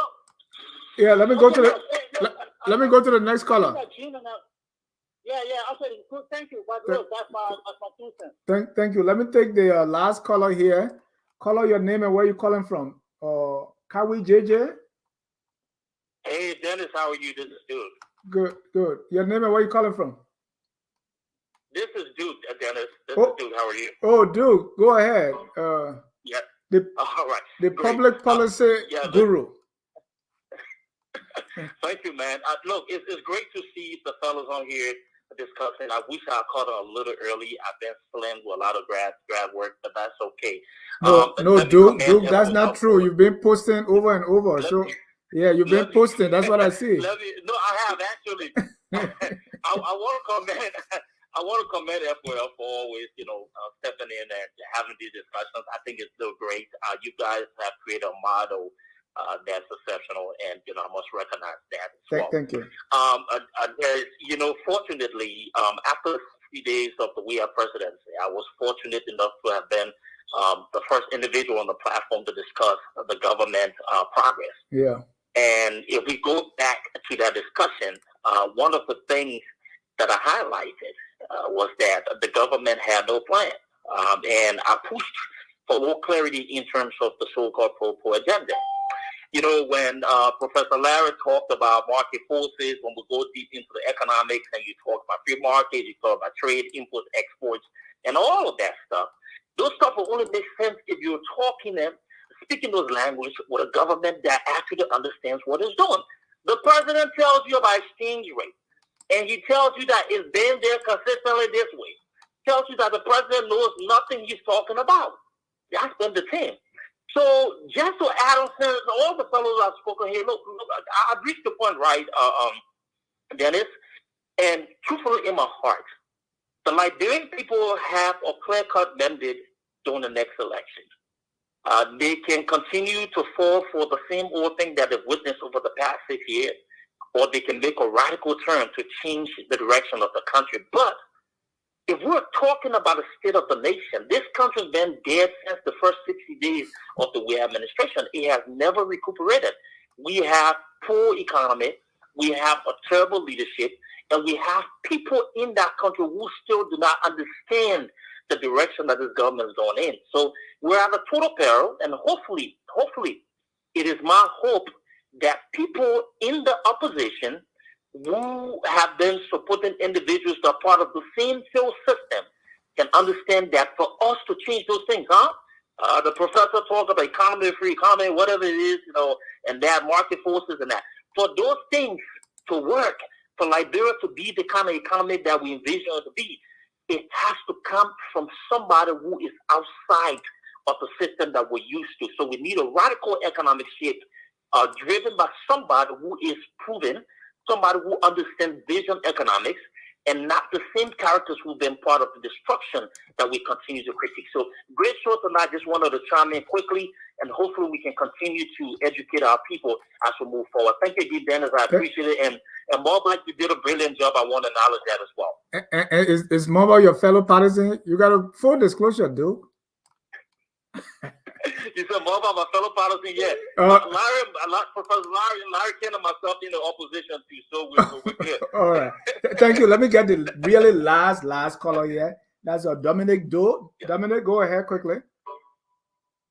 Yes, Dennis, thanks for allowing me the opportunity to speak on your platform. I've been trying to call for a long time, but I thought today was very important when Mr. Larry Kennedy pointed out something that I laughed at today when it comes to the president saying that the rate of exchange has been very stable. Yeah, I think Larry made a brilliant point, as simple as it was, that there's no economy in the world where the exchange rate is just stable for I don't know how long. There's always fluctuation. In Liberia's case, it's been a while since we ever had fluctuation. And I thought that was excellent. Thank you. How do you describe the state of the nation? To To be honest, I don't know. Thank you. I'm afraid. Thank you. For where Nigeria is going. The state of the nation, he said he's afraid. Let me go back to my panelists now, and that's the same question I have for you. President Weah described the state of the nation as strong, stable, vibrant, useful. Let's keep that statement there. Peaceful, and secure. I want to get your reaction. Do you agree or disagree? Mr. Salif. I spoke to in 2017 during the election. I was in Liberia, and I had a conversation with a bishop whom I used to talk to regularly. And I said, these candidates, they were in court with the election, why they end up in the Supreme Court and all of that. And he said to me, if the CDC wins, then God wants us for Liberia to be stalled for the period that they're in office. That I'm trying to look for the exact word he used. Like in the country will be in suspense for that period that the CDC is in office. And I say this, people, every government, every president, any administration in any country does something that is good. Because the power of the presidency, the power of the office of president, the presidency itself, it's such a powerful tool, such a powerful platform. And the laws that constitute a government, the institutions of government, because it's the institutions, the laws, the policy that you enact, the policy options that you go with, and the good people you surround yourself with. Now the question is whether your people are good or not. We can have that discussion. By the end of the day, a whole country like Liberia, something good happens. Inherently, something good happens. And it's not supposed to be like that. It's supposed to be intentional. Nothing should just happen inherently by virtue of the power of the office, right? You have to have a plan. You have to have policy options that are very strategic, very intentional, that produce certain outcomes. But the point is, yes, this CDC administration, they're doing things. They're constructing certain things. They went to Bapulu, my own county, and built a hospital. Back one government to build hospital. And they rehabilitate some roads that Salif started, and they'll finish this, and then build market houses. They're doing something, right? You could say you build a market, the market structure and the economy is terrible, and the people don't have money, and our mothers who go to these marketplaces and bring their produce and their goods and sell, they don't have money. They don't have they don't have capital to start a business or to turn the business around. And so the market houses are there, but nothing is happening. There's an economic discussion that people like Larry Kennedy and others can look at. But the point is, you can mimic something, make it seem something is happening. In between there, some good will happen, but a lot of it, if it's not intentional, nothing is happening. I'll close with this. There's a professor at the Kennedy School, Larry Land Pritchett, who there's this whole thing about building state capability that they talk about at the Kennedy School, where he has a theory about how a country can mimic something that seems real, but it's not what really is. They call it isomorphic mimicry. Right? It comes from the physical sciences, where you have two snakes that look exactly the same. They're green, they look the same. One is venomous and poisonous. One is so harmless and peaceful. But they look exactly the same. The government of Liberia may be doing some of that isomorphic mimicry thing. They mimic that economy, the macroeconomy is working, the inflation is stable, the exchange rate is stable, economically we're doing well. But the people are not doing well. The bread and butter issues are now happening. And then in terms of security, foreign policy, all these things the president talked about.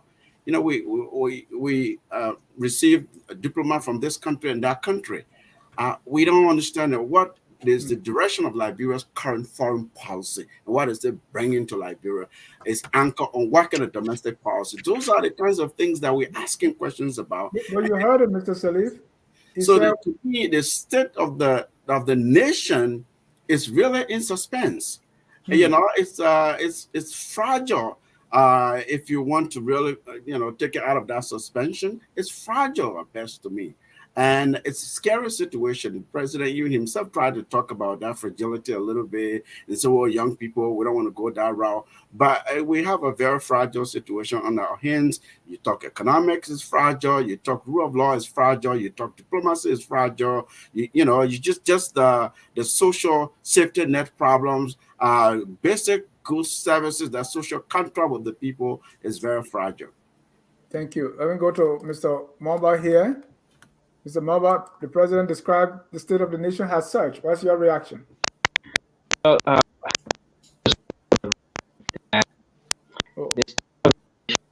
you can adjust your audio a little bit. Let me go to Dr. Duke while you adjust your audio. Dr. Duke. Yes, sir. The nation? The state of the nation, I think Liberian people will know better how to, describe that. People who are living on the ground, who go to the market, people who go to work. When you say strong, I don't know what he means by strong. Strong, anybody who wakes up in the morning can say, I'm strong, until you run into something. And then you find out that you're not really strong. Stable, stability. You have economic stability. Do you have social stability? People are afraid of talking about you. Vibrancy. I mean, you go through these adjectives. They don't really describe a nation. They describe it as it's what you call, how you say it, a state of mind. You say, okay, we're peaceful, we are secure. Security doesn't mean nobody's being shot in the street. It means people can't go out at night. That's insecurity. That's security. That's one security issue. But it's also linked to the economy. You shut down your economy for 12 hours every day because you don't have light. People don't have light. There's no store open. There's no business going on. So that's not security. Say, absence of war is not peace. When people are afraid to go out and they're afraid to get in a car, opposition leaders have to surround themselves with bodyguards. And you, president, you open your speech with armed issues, some fake armed issue that you still cannot explain. They just put in a speech that sometimes you don't want to say to the president, you don't know what you're talking about. And then you say, Larry, maybe you're right. I mean, how can you come up, open your speech to the assembly with a threatening speech and say, we found guns and we're going to deal with lawbreakers. And you don't tell us what happened to the arms, who brought them in.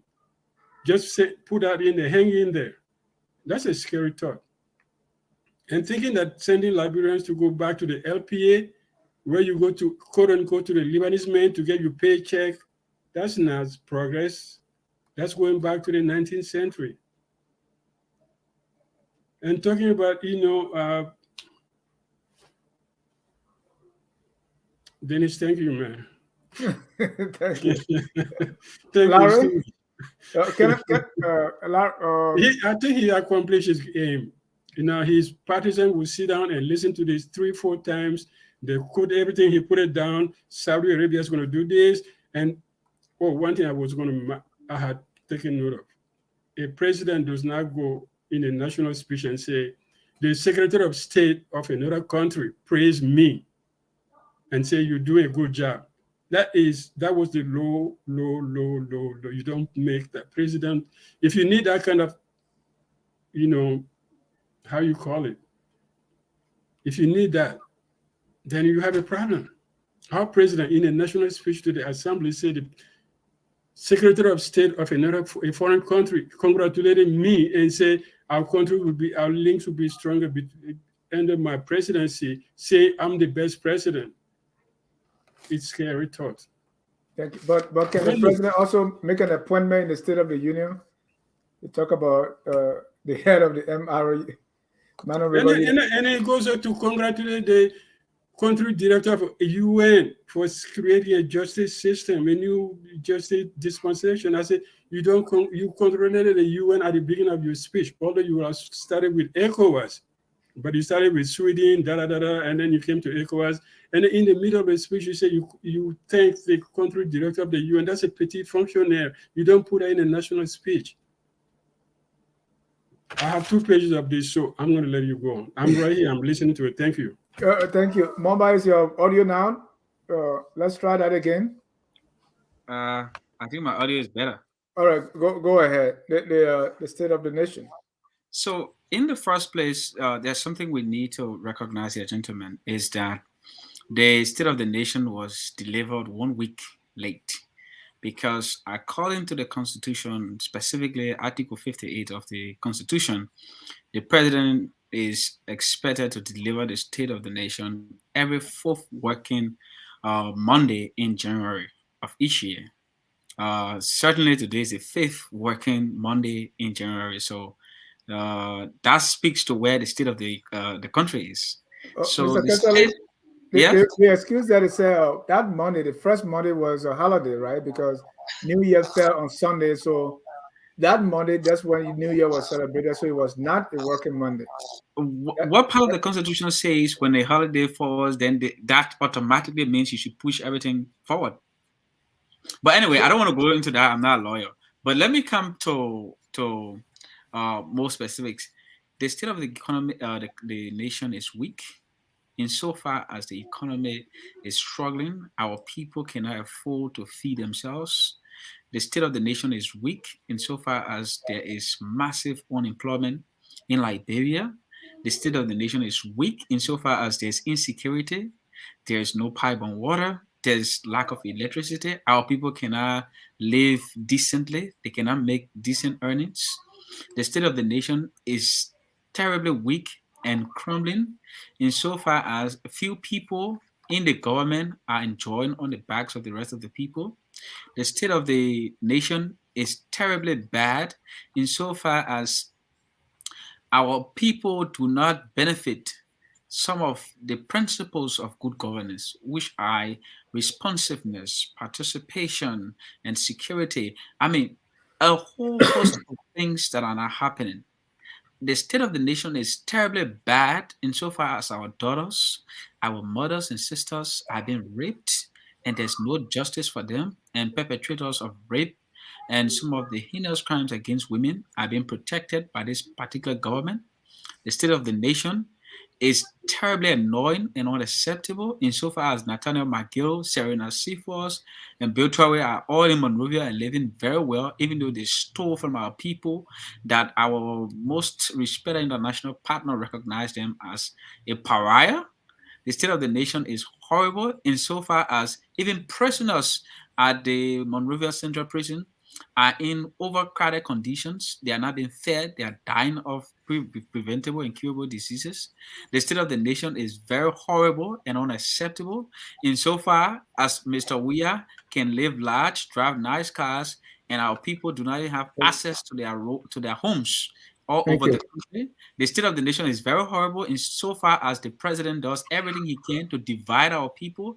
He has a certain group of people he respects. He does not respect the other people. The state of the nation is very bad insofar as our democracy is being challenged. The NDC is being stifled and denied of needed resources to ensure that we have free, credible elections. Look, I can go on and on. The state of the nation is unacceptable. It is at the weakest point since imposed war Liberia. In fact, this is the weakest Liberia has been since the founding of this nation. Thank you. And Larry, before I come to you, Sam Wallace, the state of the nation is uncertain. And Moses also have that. But let me go to you, Larry, on the state of the nation. You agree with the president? I totally agree with Sam Wooler for the mere fact that you don't have a stable economy because the economy impacts everybody. When prices rise, meaning inflation, when you have higher prices, it impacts the poor people even more because a large percentage of the income goes to buying the basic necessities like food and gasoline. So think about this for a second. If you really believe the economy or the state of the nation is strong, think if the country can withstand any type of external shocks. In 2008, we had it was the beginning of the great financial crisis in the US. It impacted Liberia tremendously. Things pretty much kind of dried up in Liberia. 5 years later, right around December or so of 2013, Ebola entered Liberia. What did I do again? Because we had everything based on an extractive industry, a lot of the businesses in Liberia shut down because a lot of the investors fled. That was 5 years later after the financial crisis. The economy tanked again. By the time the economy started to recover, like in 2015, 5 years later, what happened? By March of 2020, we had COVID. What happened again? The Liberian economy tanked because our economy depends so much on what's happening outside of it. It's not strong at all. So the state of the nation is always weak and fragile because it is always impacted by something external. You can't say your nation is strong when you depend on about 125 to 150 million of grants in your budget. And then what happens when you get that grant? You spend about 286 million to pay salaries. You spend about 258 million to buy goods. You spend about $89 million to service your debt because of external borrowing. So you're spending about what, 82% of your budget on just recurring expenses. So you have very little money left for the social services you need, for the investment you need to grow your economy. Your nation is weak. You have a huge trade imbalance, meaning we're importing far more than we're exporting. Even though we have the privilege of AGOA, the African Growth and Opportunity Act, that give us special privileges to export goods and not pay taxes on it.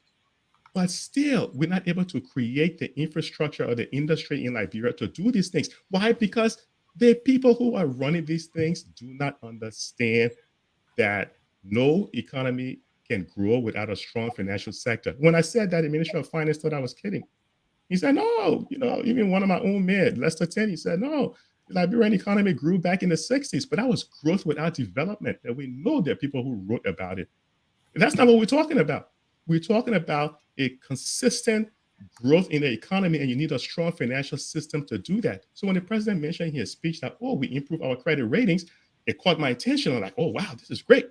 But he was talking about the 6 local banks in the country. If you improve your credit rating, that means you have good credit now with Standard & Poor. You have good credit with Moody's Financial Services or Fitch Investor Services. These are the people who rate your sovereign debt and give you the ability to borrow money. Because you don't have credit rating, in 2018, what did they do? They went to Eton, a little shady company out there somewhere in Singapore, to try to borrow 500 or something million, and they even ratified that thing. It goes to show you how senile some of these things are. You ratify 500 or something million dollar loan from a company, from a non-existent company? That shows such a level of incompetence. If you were working without work, not only would they have fired you, they would have thrown you out of the city. And so these guys they were bad at their job. The economy is not strong. Every 5 years, historically, if you look within the past 15, 20 years, every 5 years, something drastic happened. And now we see what's happening with the war in Ukraine, right? So it seems to be something that happens every 5 years, whether it's some sort of a pandemic or some financial crisis. And every time the low, undeveloped countries, they always suffer. We do not have the ability to withstand any shock in our economy right now. Your economy is fragile. You declare rape a national issue, but you haven't done a whole lot to deal with that issue. The U.S. Department of State puts out a warning in terms of traveling to Liberia, and a major concern is the security apparatus in the country. So I would say the state of the nation right now is still fragile. Thank you. And it may not even get better if you keep, you bring the same players to play the same game and you're expecting them to defeat the best teams out there. It's never happened before, and it never will. Thank you. Every 5 years, pay attention to it. From the financial crisis to Ebola to COVID, look what's going to happen within the next 5 years. Can we withstand it? Pay attention to the data.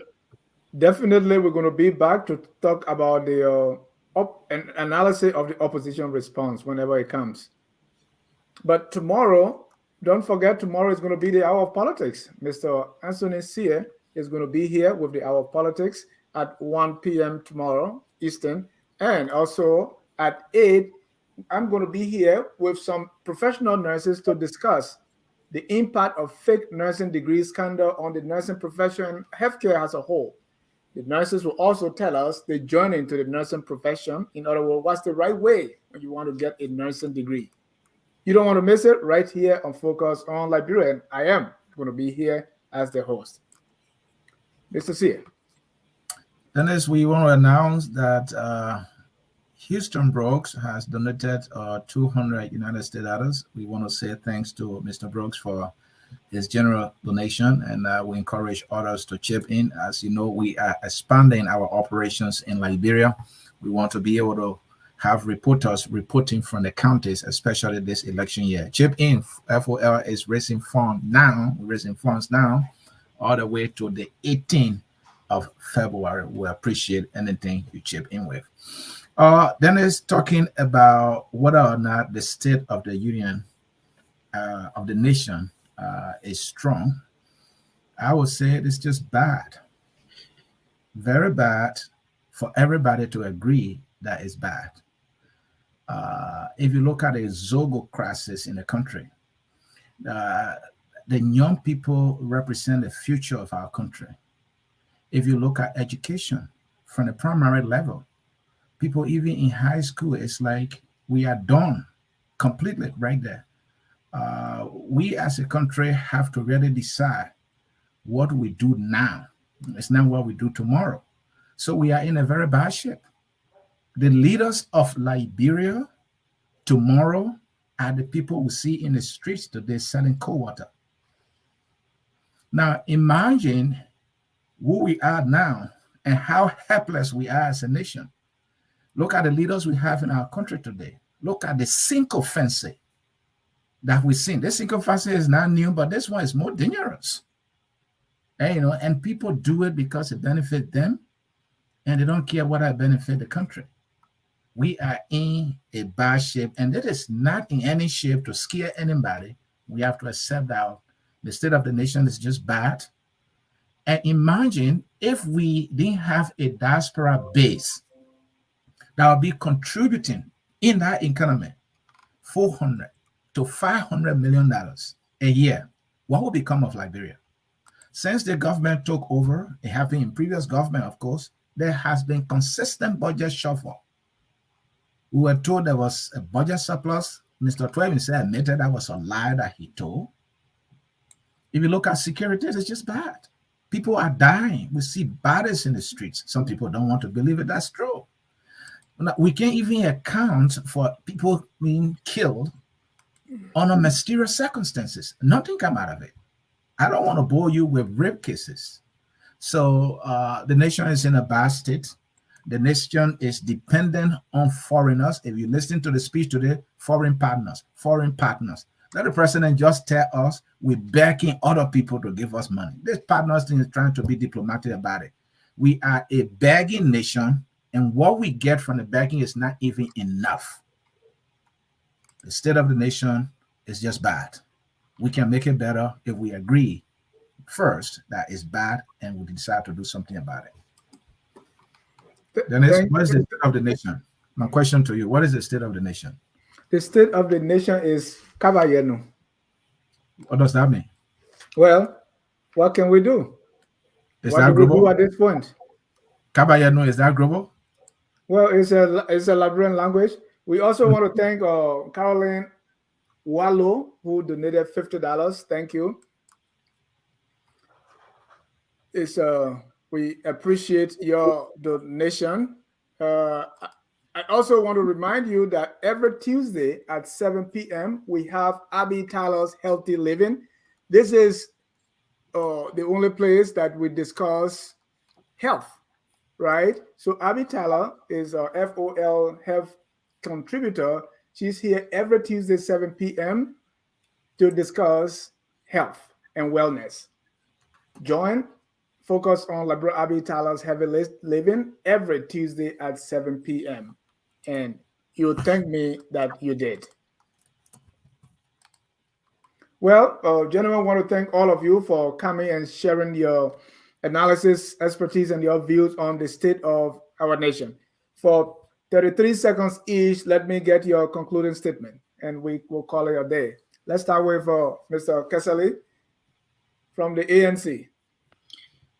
Fellow Liberians, today Mr. Weah took almost 4 hours of our time reciting things and making up numbers in his head. We are going to go to elections in October. We have an opportunity to make sure we bring an end to this decadence in our governance. We have a lot of good Liberians who have put their names out there to make sure they replace Mr. Weah. But among these people, there's one man that stands tall. He's Alexander Cummings. I'm supporting him. You can support him. The choice is yours. You know where you want Liberia to go. You know where we are today. We cannot continue doing the same things and expect different results. When we go to elections this time, it's not going to be about who been in Liberia forever, who has played more football, who has eaten with the people. It has to be about who can deliver the needed change we want in Liberia. And certainly, of all the people running to be president, Alexander Cummings stands tall. And with other Liberians around who are equally committed to changing our country and working with Mr. Cummings, we can do it better for our country. Thank you very much. It's been good on the show. I know you don't like my closing statement, but I had to sell my tickets. Thank you. Thank you. And when are we expecting the opposition response to the state of the nation? Oh, certainly tomorrow the CPP will be giving a response, and Focus on Liberia will be there to cover though. Mr. Cummings will be delivering a response to the SONA tomorrow. I also want to mention travel advisor. You need that. Call Bali Travel Agency. That's Keller Vincent. The number is on the screen there, 443-839-7777. That's if you want to travel either domestic travel, international, whatever, and she can do a whole lot. Call that number and she will tell you more. Let me go to Mr. Kennedy here now for 33 seconds. You're closing, sir. So real quick, I first want to say thanks for having this program, because it's through these sort of exchanges, through these sort of discussions, that we kind of learn from each other. We kind of understand what's happening back home. So in 30 or 20 seconds, I would quickly say, while I didn't expect a whole lot from the president in terms of, the work he's doing, because this whole business of presidency is not his area. But in the one area where I expected him to do well in terms of being a footballing president, Madam Sirleaf did far more in terms of Liberia's FIFA ranking than the footballing president. How did Liberia fall 16 countries? Under Madam Sirleaf, Liberia had a higher FIFA ranking. Under the footballing president, Liberia FIFA ranking has fallen. That pretty much tells you the level of incompetence end to end throughout this entire government. It says a whole lot. Take a look at the FIFA ranking, what happened in that space.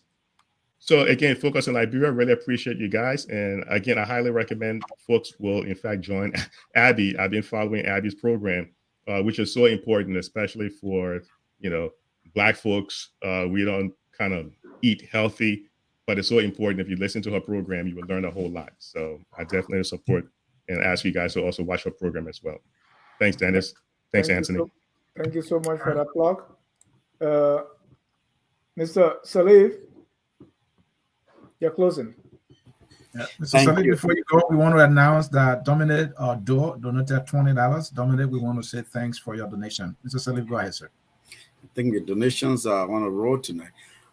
So I want to echo everybody who was thank FOL for these kinds of discussions. They educate really. See, to govern a low-income country, a poor country like Liberia, is no one says it's a walk in the park. That's an easy thing.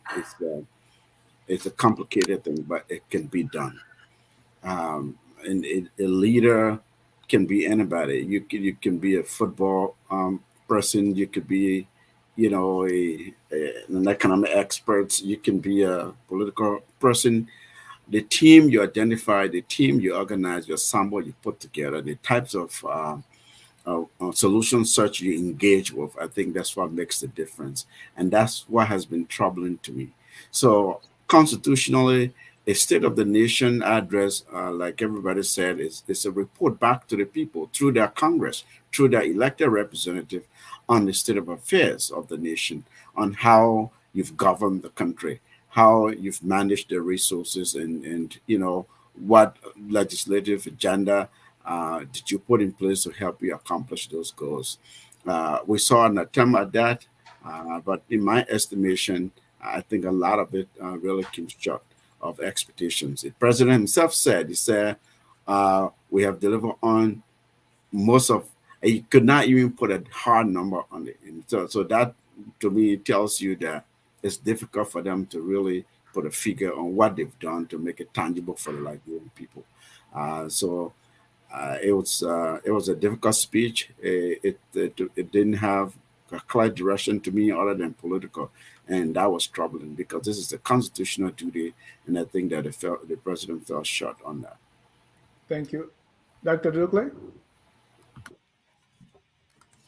Thank you, Dennis, and I want to thank everybody here tonight. I think we learned a lot. We listened to everyone from different perspectives. I think we cover everything. And did the president reach out to his base? They have a special 3 hours they could listen to, play around, put into songs. But did he really deliver a state of a nation that people could listen to and say, okay, this is what he meant to say, this is what he wants to do, this is what he wanted to inspire us to do. Did we achieve that? I don't think so. But then again, this is George Weah. The guy got elected president without, sitting to a debate, without ever telling anybody what he was going to do. And people elected him. So he's speaking to those people. Somebody said, if you want to talk to the crowd, talk to the dumbest guy in the crowd. And he'll get, yeah, and then everybody will follow without knowing what happened. So this is what we have. This is what we have. George Weah is the president of these people who don't give a toot about speech. They don't give a toot about budget. They don't even understand it. They don't care.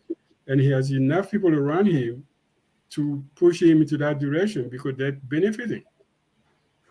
So we have the basic case of mal-governance. That's a problem. If you love your president, if you want to advise your president, you will never allow your president to stay in a foreign country for 49 days because of football. That's like simply saying, I'm advising this man. He's president of a country. You can't be sitting in a hotel, in a first-class hotel in some place called Dubai or whatever you call it, Qatar, drinking champagne and eating lobsters when his country is going through hell. There's no rice. Election system is not going on. And you're talking about free and fair election. How can you have free and fair election? And you're talking about LSCC being stronger. LSCC inducted people that you still keep on your government, and you praise them as you speak. Thank you.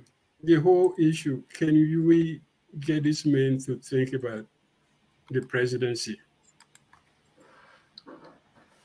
Thank you, Dr. Duke. And one thing we didn't mention, there was a little thing that went on during the State of the Nation where there were people there chanting for the president and shouting, and there was Mr. Yeke Koluba also screaming, Muya, Muya, Unity Party Muya. And I think that was a little spectacle that we saw, and the president stepping to say, thank you, thank you.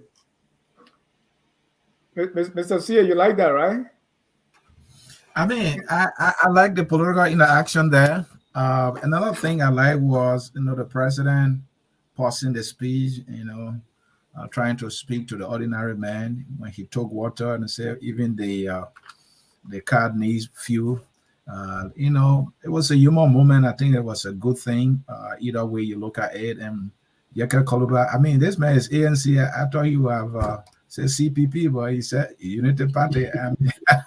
I was curious, why did he forget about? Because the seditions were identified in their regalia, they call it, right? So they chanting for their man, and he came. He said Bwaka. So it's obvious that though he's for ANC, but he's supporting Bwaka.